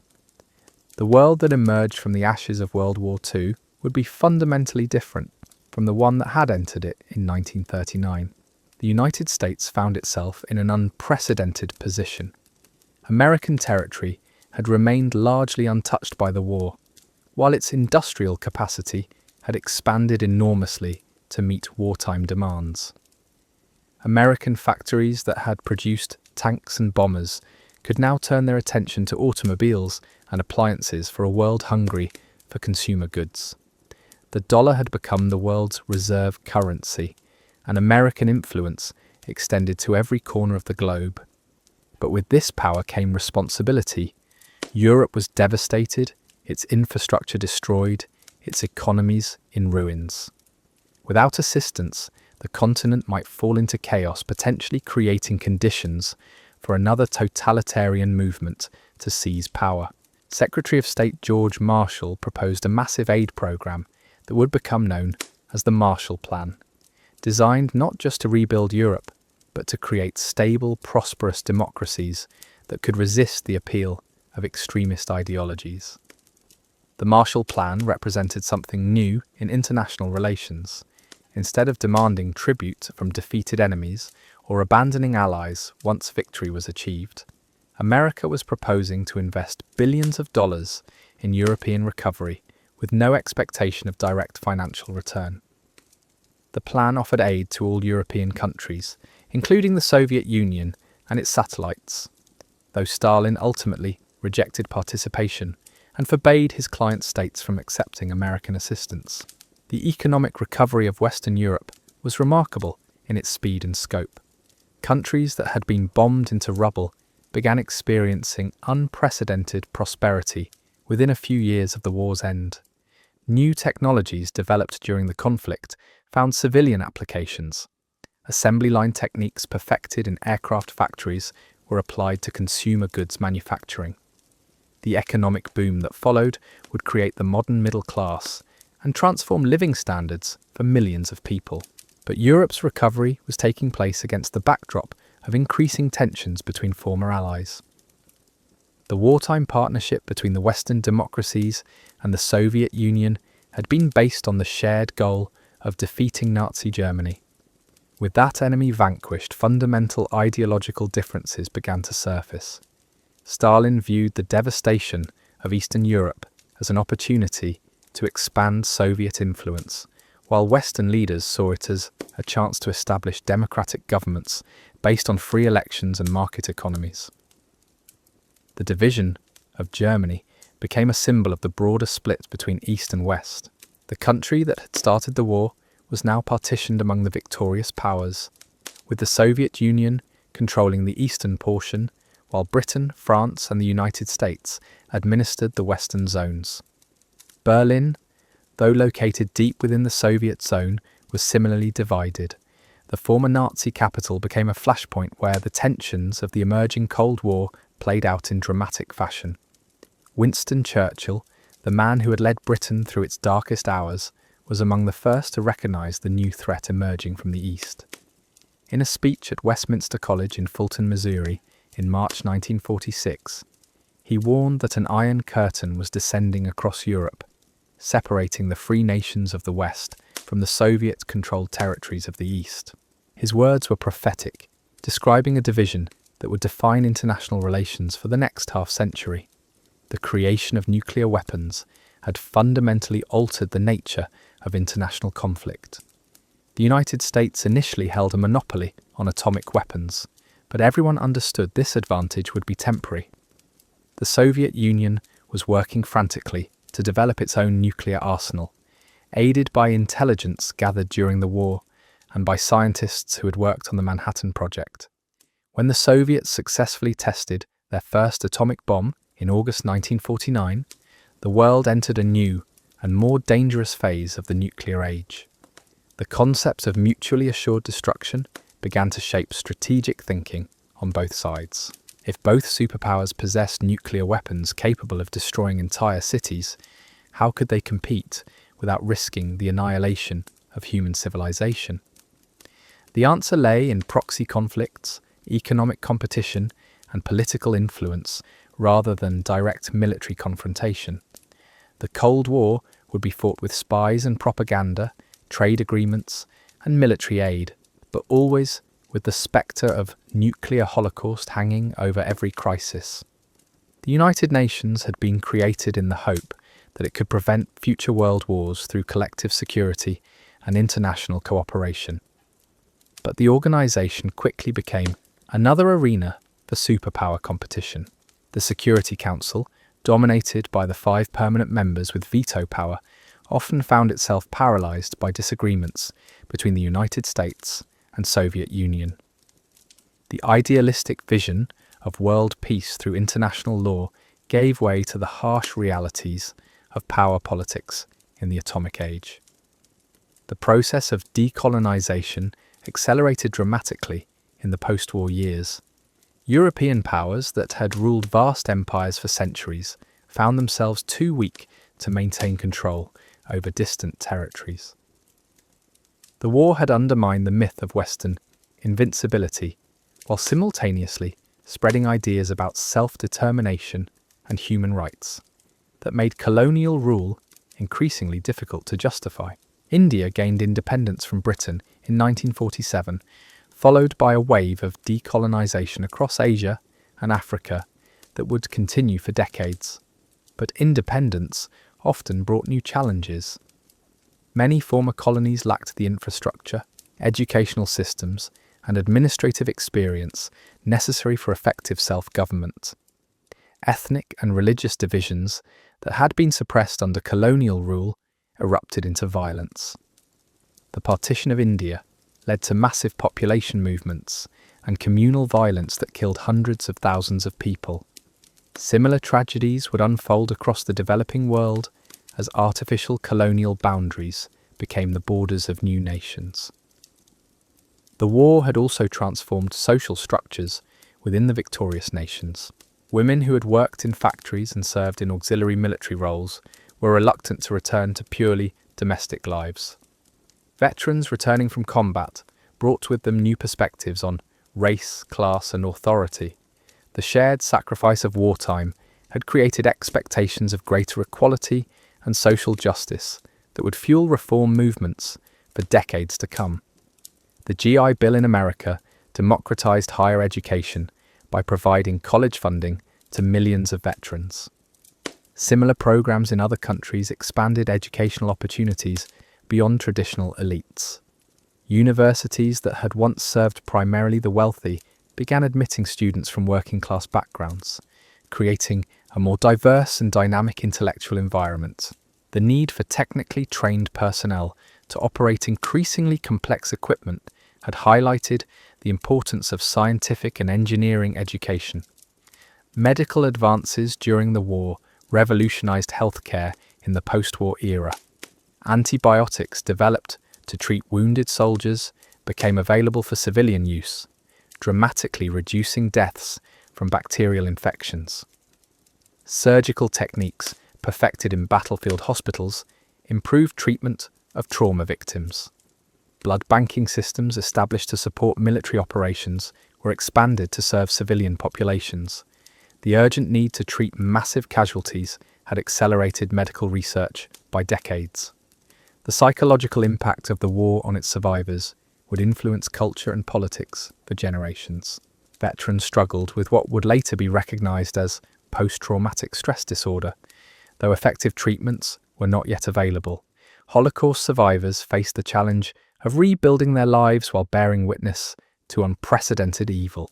Civilians who had lived through bombing campaigns and occupation carried emotional scars that would affect their families for decades. The Nuremberg trials established important precedents for international justice, holding individuals accountable for war crimes and crimes against humanity. The principle that following orders was not a defense for participating in genocide became a cornerstone of international law. But the trials also raised difficult questions about collective guilt and the nature of justice in the aftermath of total war. Many perpetrators of atrocities escaped punishment, while some who were convicted served relatively light sentences. The State of Israel was established in 1948, partly as a response to the Holocaust and the need to provide a homeland for Jewish survivors. But the creation of Israel also displaced hundreds of thousands of Palestinian Arabs, creating a new conflict that would persist for generations. The Middle East, which had been relatively stable under Ottoman and later British and French control, became a region of perpetual tension as competing nationalisms clashed over the same territory.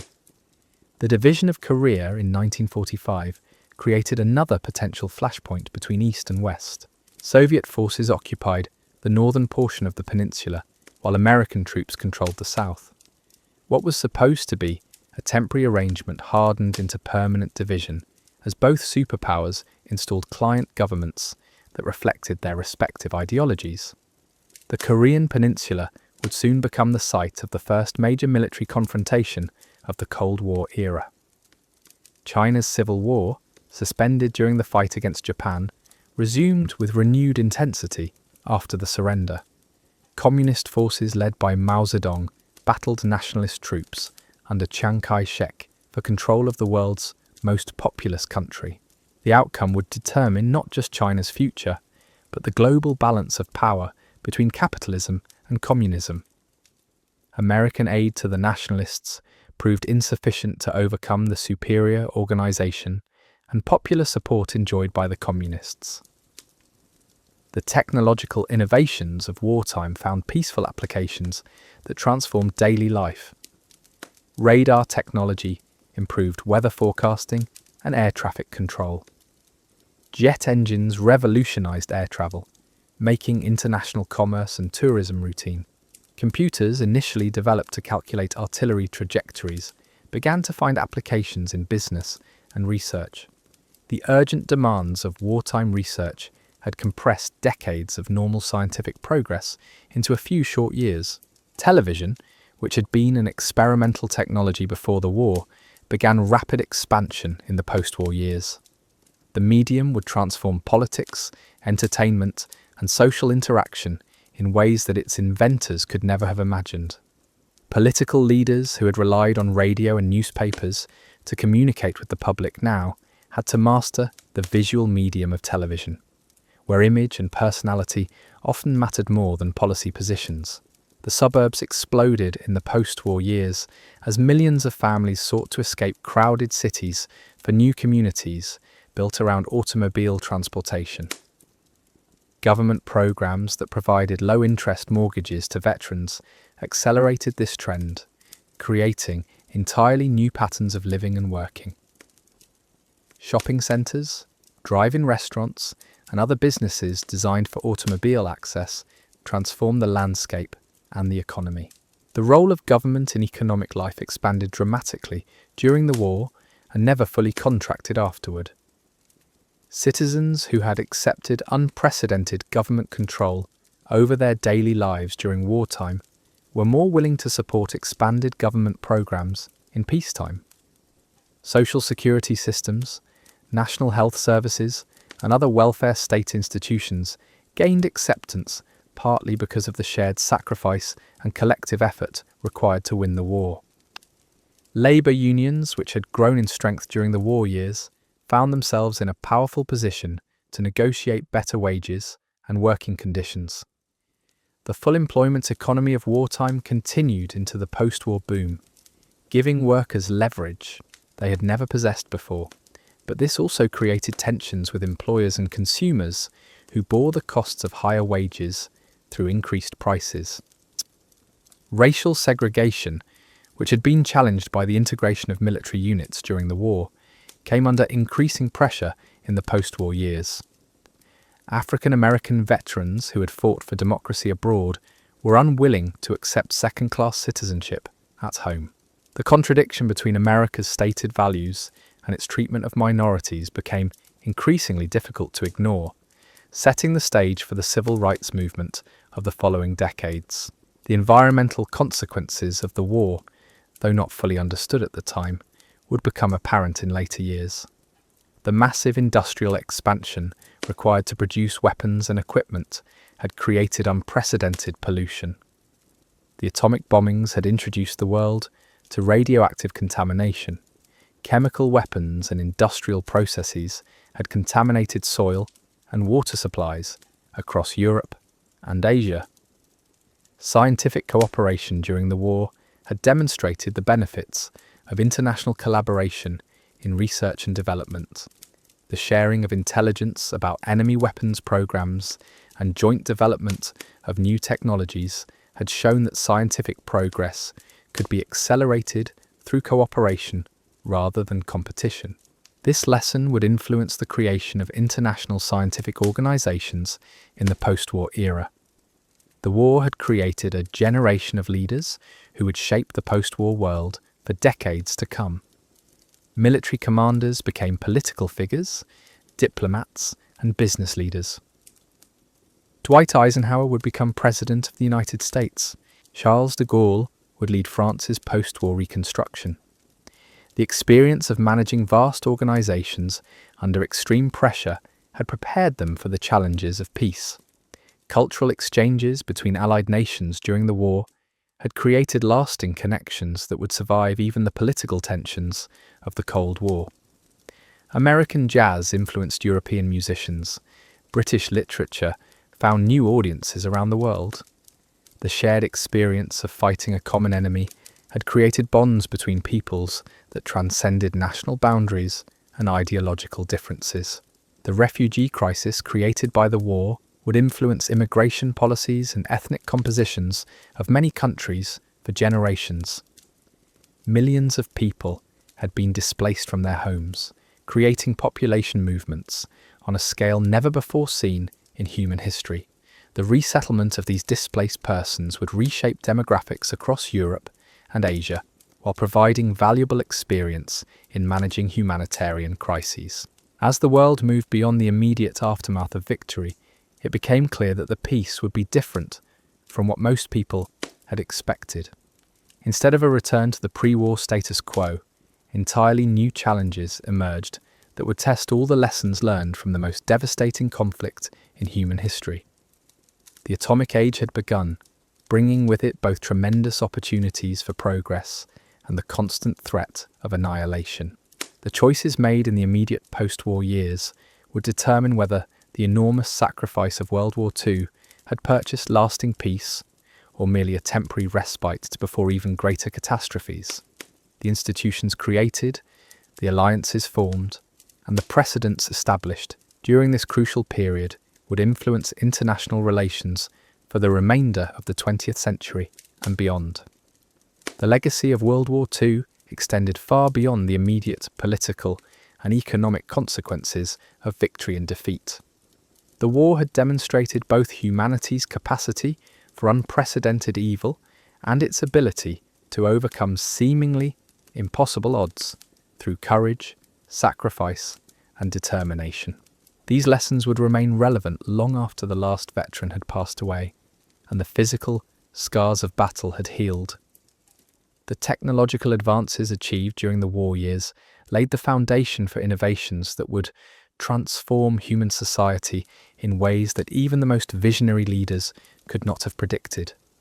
The computer revolution, space exploration, modern medicine, and countless other developments all had roots in research conducted under the pressure of wartime necessity. Perhaps most importantly, the war had established principles of international law and human rights that would guide efforts to prevent future genocides and protect civilian populations in armed conflicts. The idea that individuals could be held accountable for crimes against humanity, regardless of their official position or the orders they claimed to be following, represented a fundamental shift in how the world viewed state sovereignty and individual responsibility. The memory of World War II would continue to influence political leaders, military strategists, and ordinary citizens for generations to come.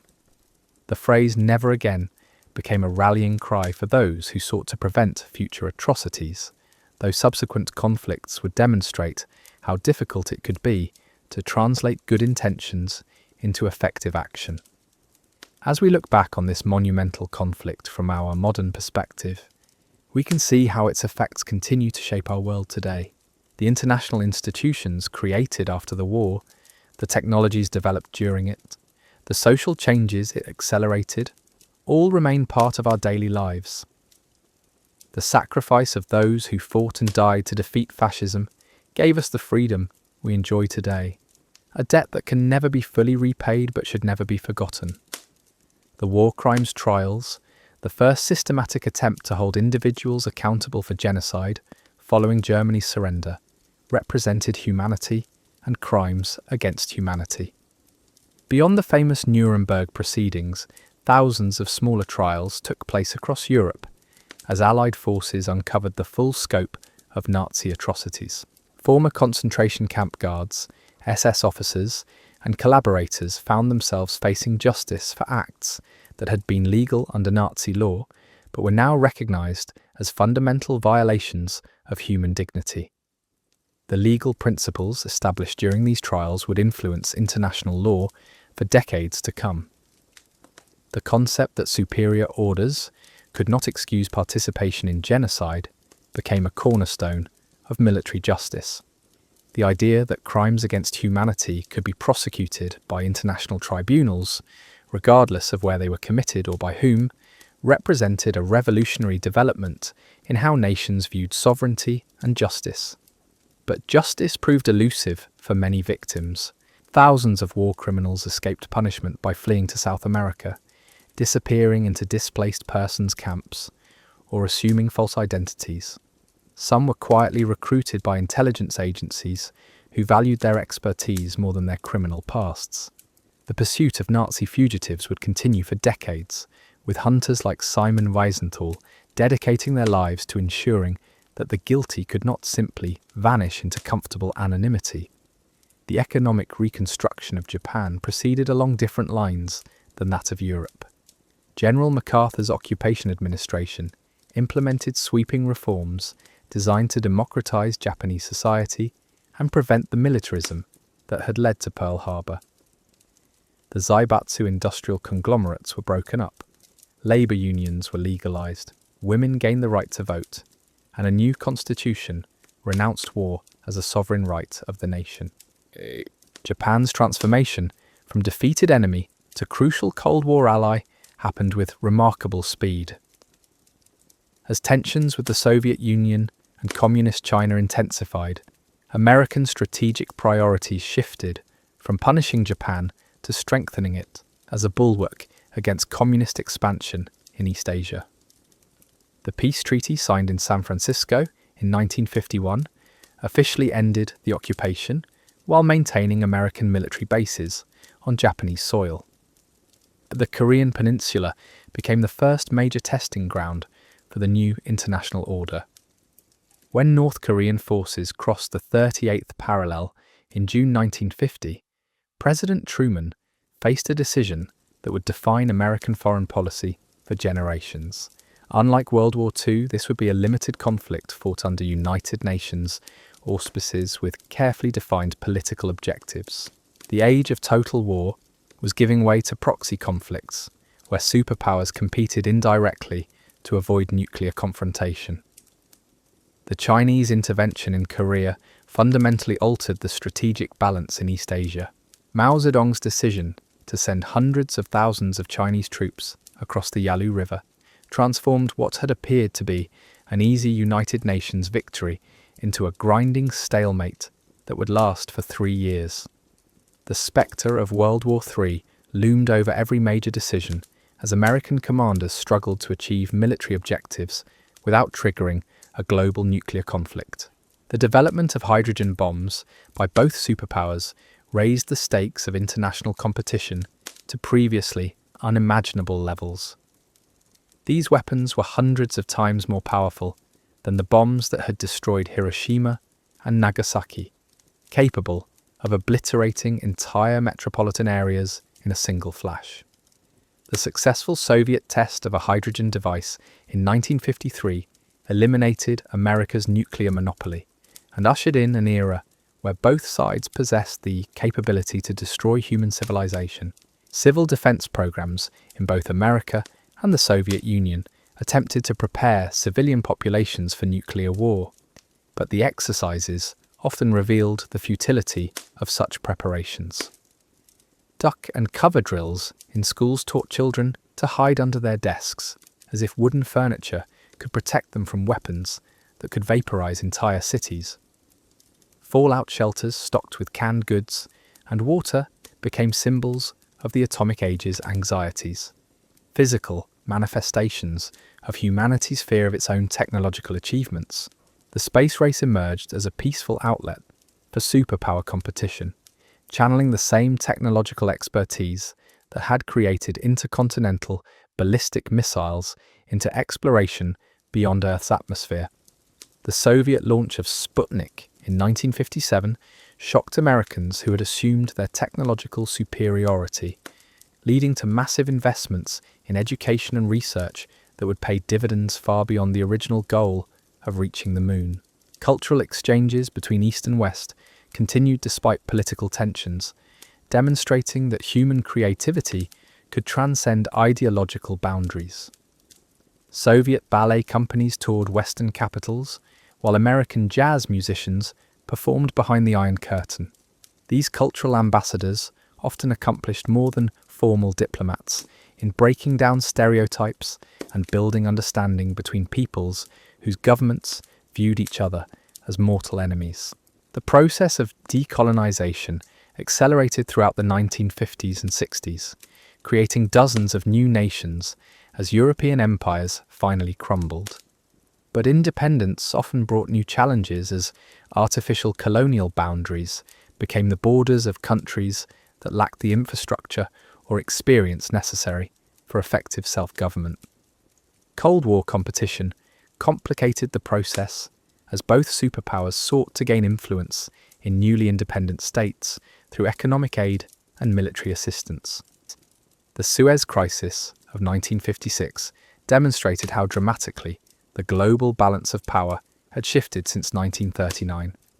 Britain and France, once great imperial powers, found themselves unable to act independently when the United States opposed their military intervention in Egypt. The age of European dominance was definitively over, replaced by a bipolar world where American and Soviet influence extended to every continent. Student movements of the 1960s drew inspiration from the anti-fascist resistance of World War II, while challenging many of the institutions and values that had emerged from that conflict. Young people who had grown up in the shadow of the atomic bomb questioned the wisdom of their elders who had created such a dangerous world. The generational divide that emerged reflected different understandings of what the war had taught Patry about authority responsibility. The Vietnam War became a schism, a moral, a traumatic test of America's Cold War commitments, dividing the country in ways not seen since the Civil War. Veterans of World War II watched in bewilderment as their children protested against a conflict they viewed as necessary to contain communist expansion. The clear moral distinctions that had made the fight against fascism seem righteous became blurred in a jungle war where friend and enemy were often indistinguishable. The development of nuclear deterrence theory attempted to create rational frameworks for managing weapons capable of ending human civilization. Strategists spoke in abstract terms about acceptable loss ratios and escalation ladders, trying to apply scientific methods to scenarios that defied rational calculation. The acronym MAD, for Mutually Assured Destruction, captured both the logic and the madness of a system where peace depended on the threat of total annihilation. Arms control negotiations became elaborate diplomatic dances where both sides sought advantage while avoiding the appearance of weakness. The Limited Test Ban Treaty of 1963 prohibited atmospheric nuclear testing, reducing radioactive fallout but doing little to slow the arms race itself.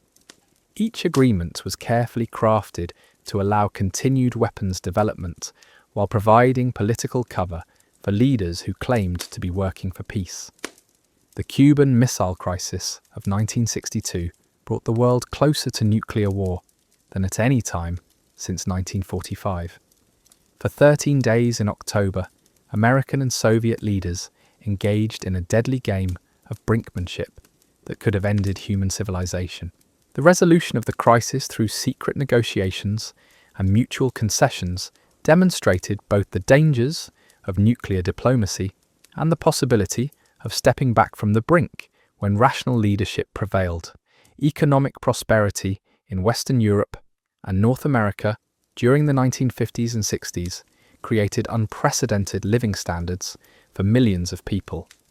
The consumer society that emerged bore little resemblance to the austere wartime economies that had produced the weapons to defeat fascism. Suburban shopping malls, television sets, and family automobiles became symbols of democratic capitalism's ability to deliver material abundance. The civil rights movement in America drew explicit parallels between the fight against fascism abroad and the struggle for racial equality at home. Veterans who had fought to defeat Nazi theories of racial superiority found it increasingly difficult to accept segregation and discrimination in their own country. The moral authority gained through victory over Hitler provided powerful ammunition for those demanding equal rights for all Americans.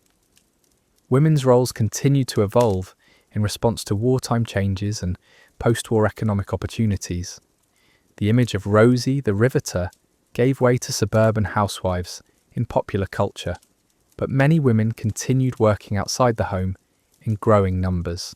The contradiction between democratic ideals and gender inequality would eventually fuel feminist movements that challenged traditional assumptions about women's capabilities and proper roles in society.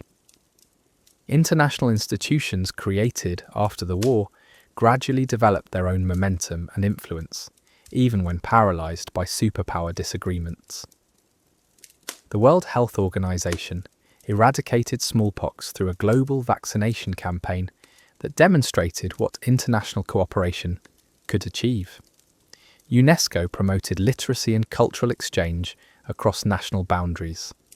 These specialized agencies often accomplished more than their creators had dared hope, building foundations for global governance that transcended the nation-state system. The memory of the Holocaust influenced Jewish communities worldwide, strengthening support for Israel while also creating new forms of religious and cultural identity. Holocaust education became mandatory in many countries as societies grappled with how to prevent future genocides. The phrase "never forget" became both a memorial to the dead and a warning to future generations about humanity's capacity for evil. And there we have it, 6 years that changed everything. From that September morning in 1939, when German tanks rolled across the Polish border, to that formal surrender ceremony aboard the USS Missouri in Tokyo Bay. The most devastating conflict in human history was finally over.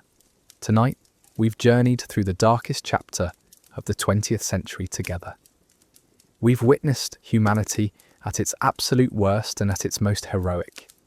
We've seen how quickly democracy can crumble when people stop paying attention, and how ordinary individuals can perform extraordinary acts of courage when everything they hold dear is at stake. As you settle into sleep tonight, remember that the freedom you enjoy, the peace you take for granted, was purchased with the blood of over 70 million people who never lived to see the world they helped create. Their sacrifice echoes through every institution, every technology, every value we hold today. Sweet dreams, and thank you for joining me on this journey through history.